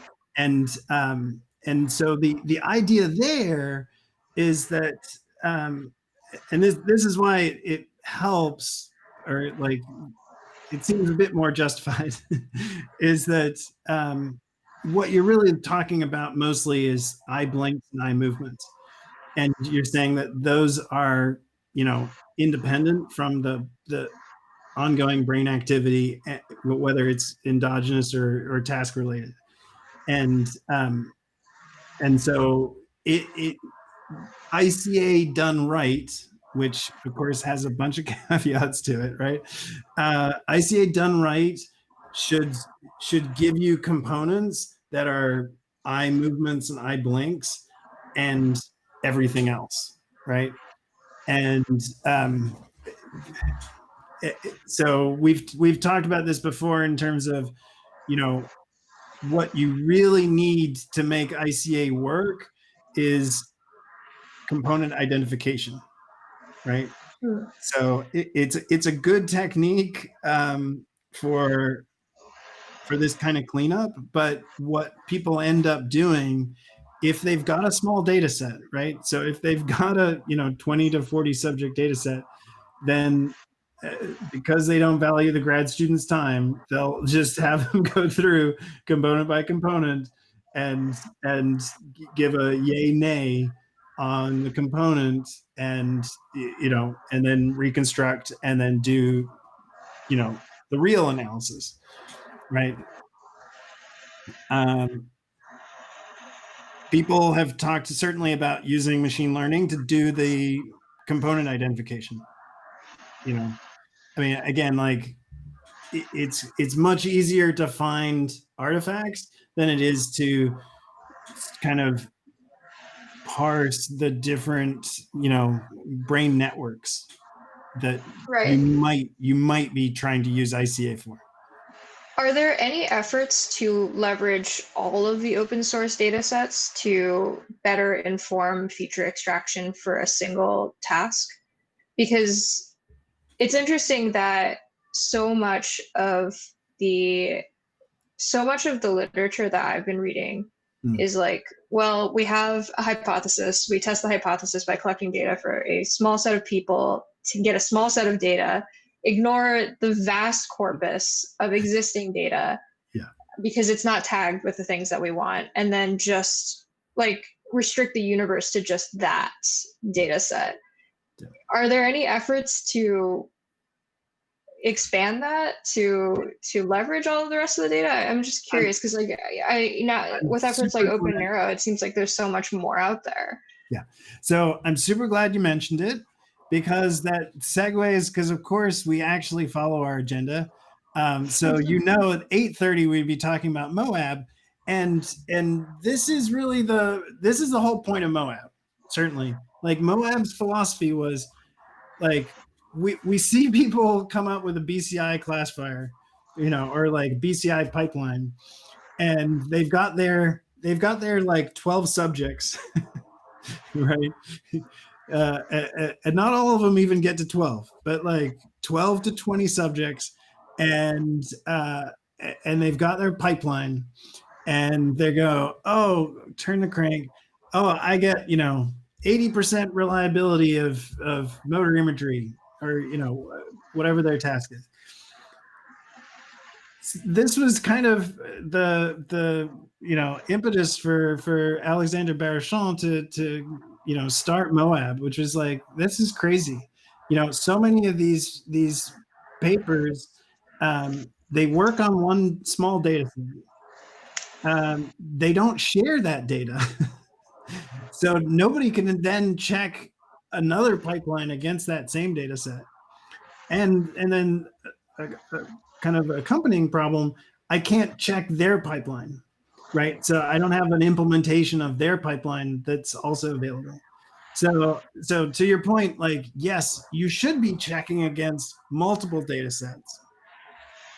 One, just to increase the N, and two, so that like nobody's ever comparing with a data set that somebody else can't see, right? And so this was the idea, was like, the original motivation for Moab was like, let's get all the motor imagery data sets that are publicly available together, because the only real benchmark would be checking all 7 of them, or 9 of them, or however many, right? And this actually was before open neuro, or certainly open neuro was still open fMRI. So it's actually only recently that open neuro has started focusing on this. And it's awesome. I mean, we talked about this last week, that they've got this grant with they've got a grant with Scott McCaig's group. The EEG lab developers have a grant together with the San Diego Supercomputing Center and with Russ Poldrak at Open Neuro to curate EEG MEG data sets. So you see more there. You can learn from obviously more of them. You can certainly get at things like, they're all going to contain motion and eye movement, motion, and eye blinks, right? So you could be using all the data to get a better sense of artifacts. You could be using other data sets to be getting kind of like, what's your background, like, and getting at I mean, doing just that. It does, for somewhat for interpretability, you need some of this, like, what was that data set trying to do? Where are the events? Where are the responses? And so there needs, in addition to like the data curation, there has to be kind of like this pipeline curation. And so what you see in Moab is really an attempt to bring, the data set curation together with the pipeline curation, together with a framework for testing classifiers. And so that, like, now when you turn a crank, you can choose like, how you're going to resample your trials, your individual trials from subjects, or, from different classes of the experiment, and now produce a table of data sets and classifiers, spatial filters, feature extraction techniques, right? And like this was Alexander Bercham's real vision for Moab, was that it would become a benchmarking tool for that new ML developers would want to use, right? Got it. That's actually really cool. I guess the main limiting factor right now is data and is understanding how current processes work. Have there been any efforts in things like semi-supervised learning to better leverage these data sets? Yeah, definitely. So you see this, I mean, Hubert, I'm forgetting Hubert's last name, interacts on Paris-Saclay. There's an archive paper that that Hubert published with Alexander Gramfort, that's definitely doing something like that. I just... Do you know what paper that is? Do you know like roughly what the title is called? That would be incredible. I would love to give it a read. Yeah, just a second. Bonby. Unviewed. Yeah. Thank you. That's there. There you go. That'll make it much easier to find. Yeah. So this is we covered this when it came out, or I mentioned this when it came out.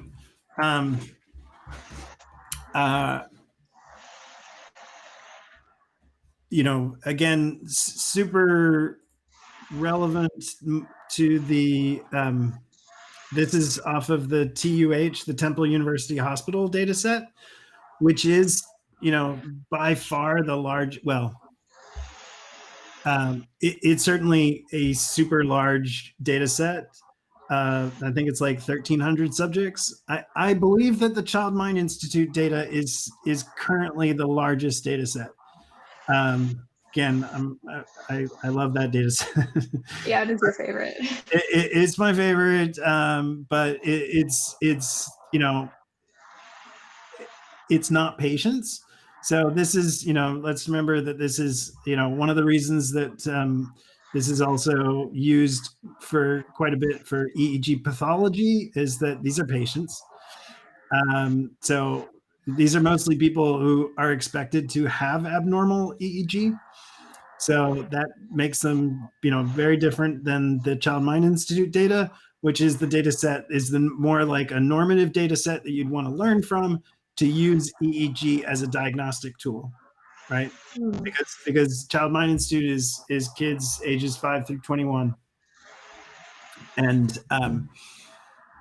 and it's also high density EEG, so it's 128 channel as opposed to TU8, which is like 30 channel, and Nice. and in all those kids you also have multispectral structural imaging and diffusion. It's they've got a big MRI workup, including resting fMRI. And This is awesome. Thank you. This is a great paper. I'm excited to read it. yeah, so there's this. There's also, let me just pull up. Kind of talk because of some of the people at NeurotechX Paris. We kind of talk more about machine learning. Let me just pull up what I thought was a super interesting. Yeah.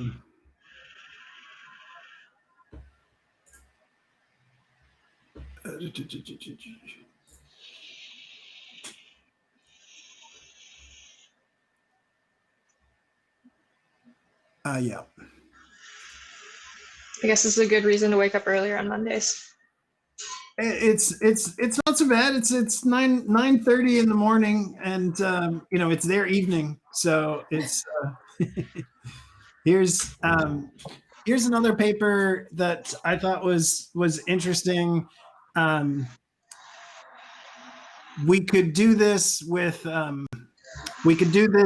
TUH dataset because so many people have already done things like finding the creating like seizure detectors and things like that. You could actually use their seizure detections to then allow the machine learning to work on the non-seizure stuff, and that's what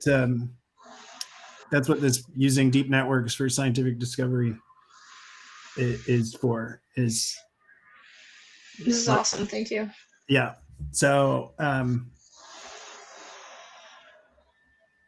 and yeah, and which gets us maybe back to the point of it would be nice if we had more GPUs to play with, especially with these large data sets, because TUH is like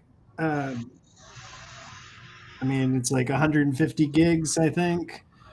The EEG, Child Mind Institute's got to be at least as big, or if we could get all the raw EEG, it's going to be huge. There's a service called Google Collab that they provide. I'm using it. It's Right? not enough. It's They it's really good actually. It's pretty fantastic. I was using Paperspace before, and then I realized that their GPUs are like 10 years old. Right. Google Collab just added V100s to their fleet. Wait, really? Yeah, right. They must have gotten That's the new so A100 dope. now. And you know, Kyle Matheson, who we were just talking about, has examples. So DPEG is an example of using the Muse data in Collab to do some you know, there's not a huge amount of data, but the examples are there, you know. Sweet. Yeah. Wait, what is this? You said the examples are in. Well, let me just give you Kyle's GitHub. It's just math, Kyle. Oh, I think I found that one. It's fine. I think I have that actually. Yeah. I mean, just you know, like we do know about Collab, and yeah. So I mean, Brain Decode is the Freiburg project that already does some great work with the TUH dataset. I mean, I would definitely combine Brain Decode with a couple of those papers.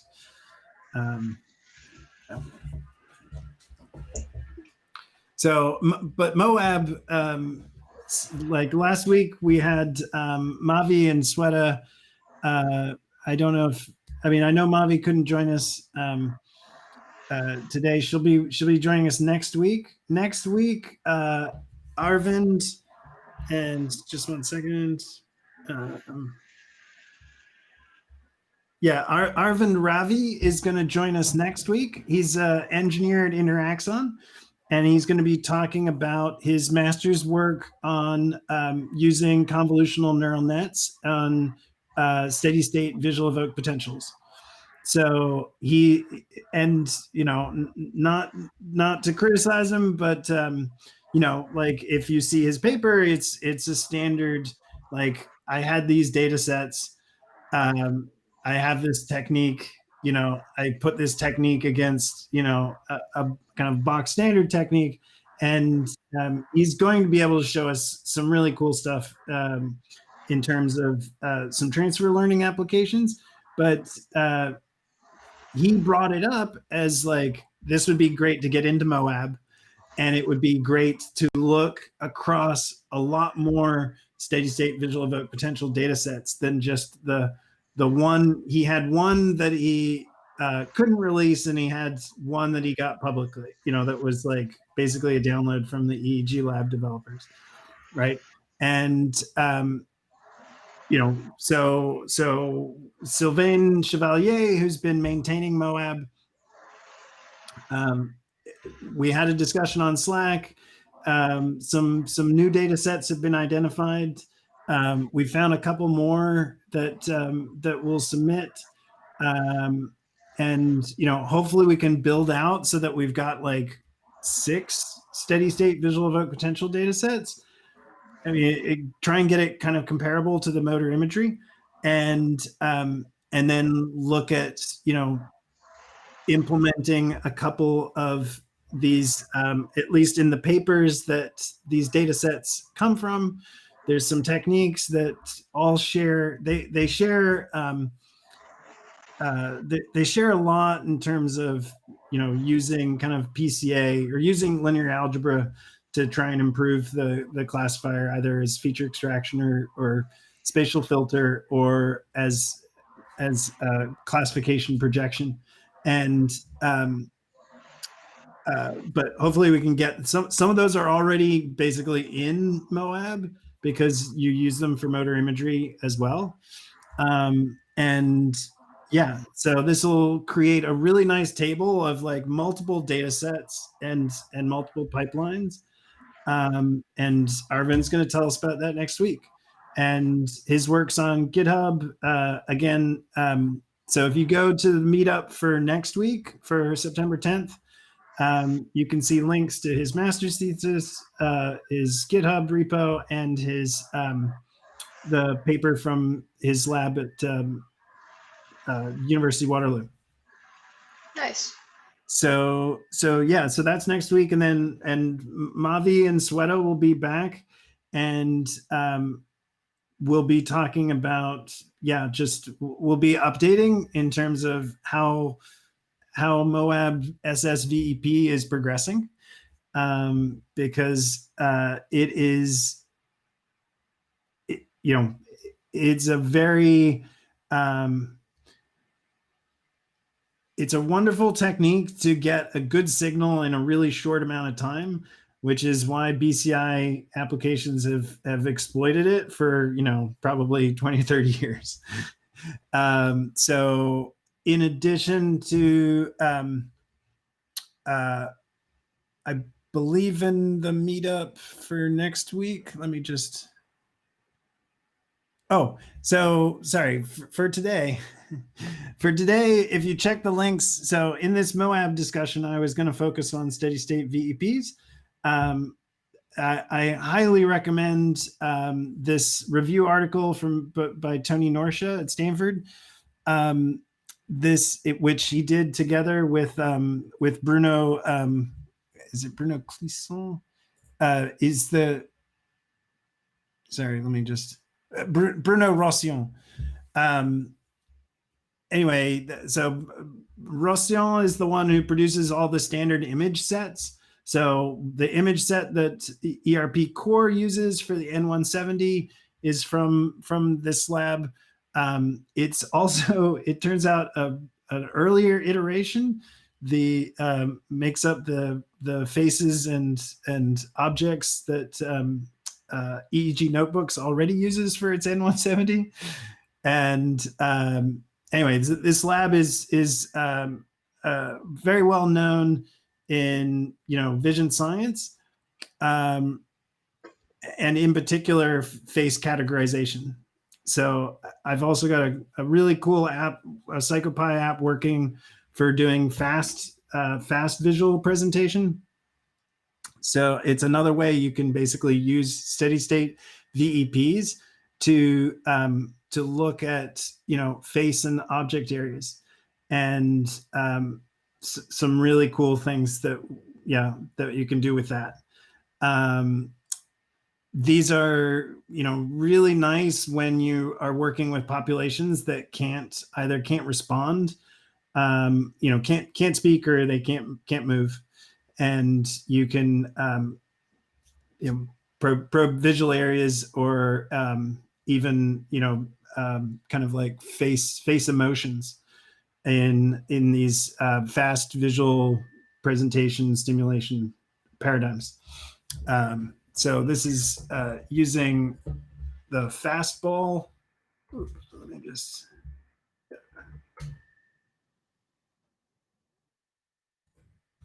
This is using the fastball toolbox.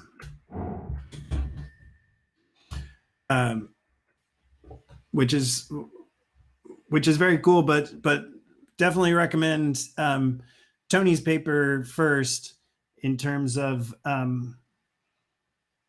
just getting a history, like we saw in that history of EEG video. Like these steady state responses were one of the first things that people noticed. In particular, what I liked in that little history was actually the interaction of the stimulation with endogenous activity. So stimulating at that person's alpha peak, and what those effects are. But Tony goes through all these, goes through the history of steady state VEPs, and is also an amazing researcher with a bunch of really, both great vision papers as well as great methods papers. And some of the co-authors on this, just Nails and Beno Kotaro, both were in Tony's lab, and have their own awesome papers on both source imaging and, I mean, I think Benoit's done the or Benoit has done fMRI weighted EEG source analysis, source imaging, and Justin's definitely got some. He built some really cool LED stimulators that he's also very interesting papers to check out. So, okay, 854. Let me just see what was the last paper there. Oh, and yeah, so sorry, the last paper that I put in the meetup is actually a Fabien Lot paper, and it's just a review of classification algorithms for the last 10 years. So it's 2017 paper, so we can update on this, but it's the kind of different types of algorithms that we should have available in MOAB. And again, too often, it's like if we did, a lit search from 2017 or 2018 to now, and we looked at all the BCI papers that had come out, and then we sorted them into papers that only used one data set for its benchmark, and only used one data set. That data set's not publicly available, and there's no implementation of that person's pipeline. Like, I think we would be left with like 3 papers. Like, I don't, it would be a pretty sad state, especially, yeah. So really want to push MOAB's philosophy of let's try and get more techniques implemented. They don't have to be specific for the task. MOAB tries to do some abstraction of, the task details in the paradigm class. And yeah, the data set is already kind of pre-processed. Like, it's not trying to recreate an M&E pipeline, but it uses, internally, you're using M&E, an M&E data object. And it's already got a large number of motor imagery data sets. So it's definitely worth using. I mean, I use it just to download a whole bunch of data sets to drive with a single command. It's getting up there. I mean, I can now do the same thing with, an AWS CLI command from OpenNeuro, which is also very cool. And with bids, I mean, this will be the kind of,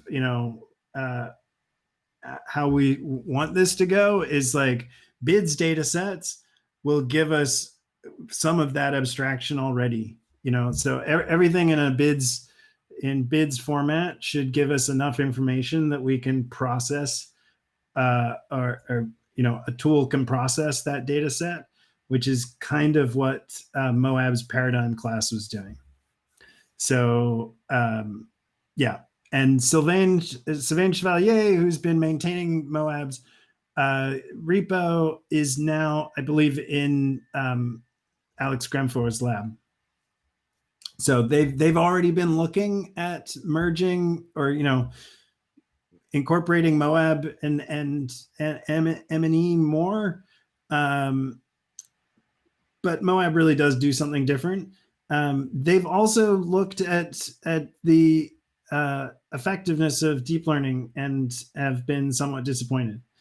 But I think it has more to do with the data that they've had available.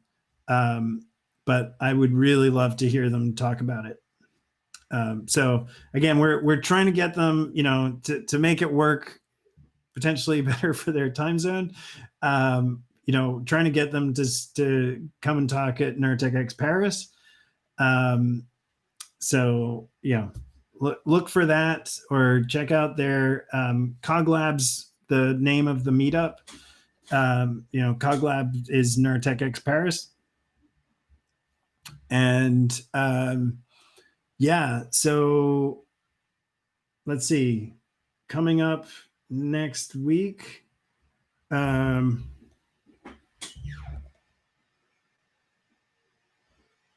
me.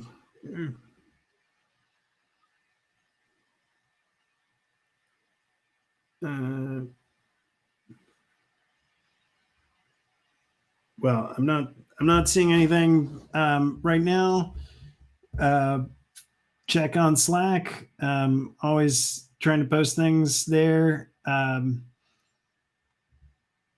know things in October, but yeah, we can get some work done. So I want to thank our videographers, Ryan and Alex. Anybody have anything they would like to just add or tell people about? Where was the NeurotechX Paris meetup link? Is it on Meetup, or is it like a different thing? It is. They are much more sophisticated. They are on multiple platforms. They have the social media strategy down. Yeah. I mean, it's Roma is like a marketing, or it works at a marketing firm, so that definitely helps, or at least that's how I'm justifying it in my head. Why they're so good. There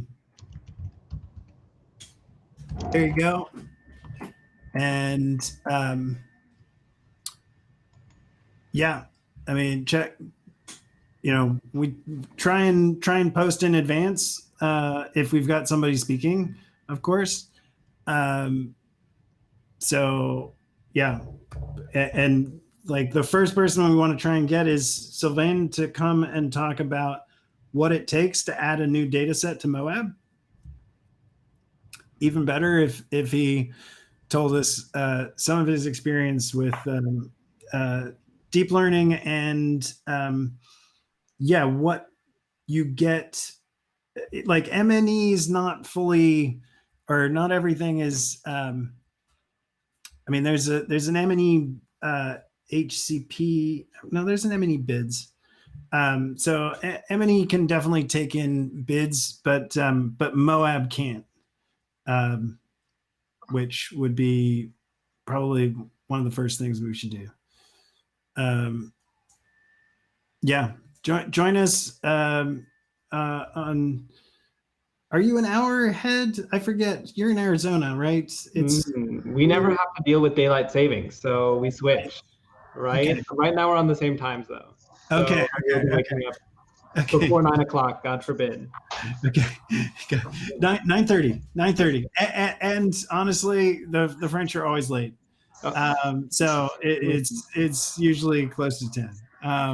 So yeah. Now it's pretty easy, and French is not a requirement, but it helps. Yeah. So take care, everybody, and see you next week.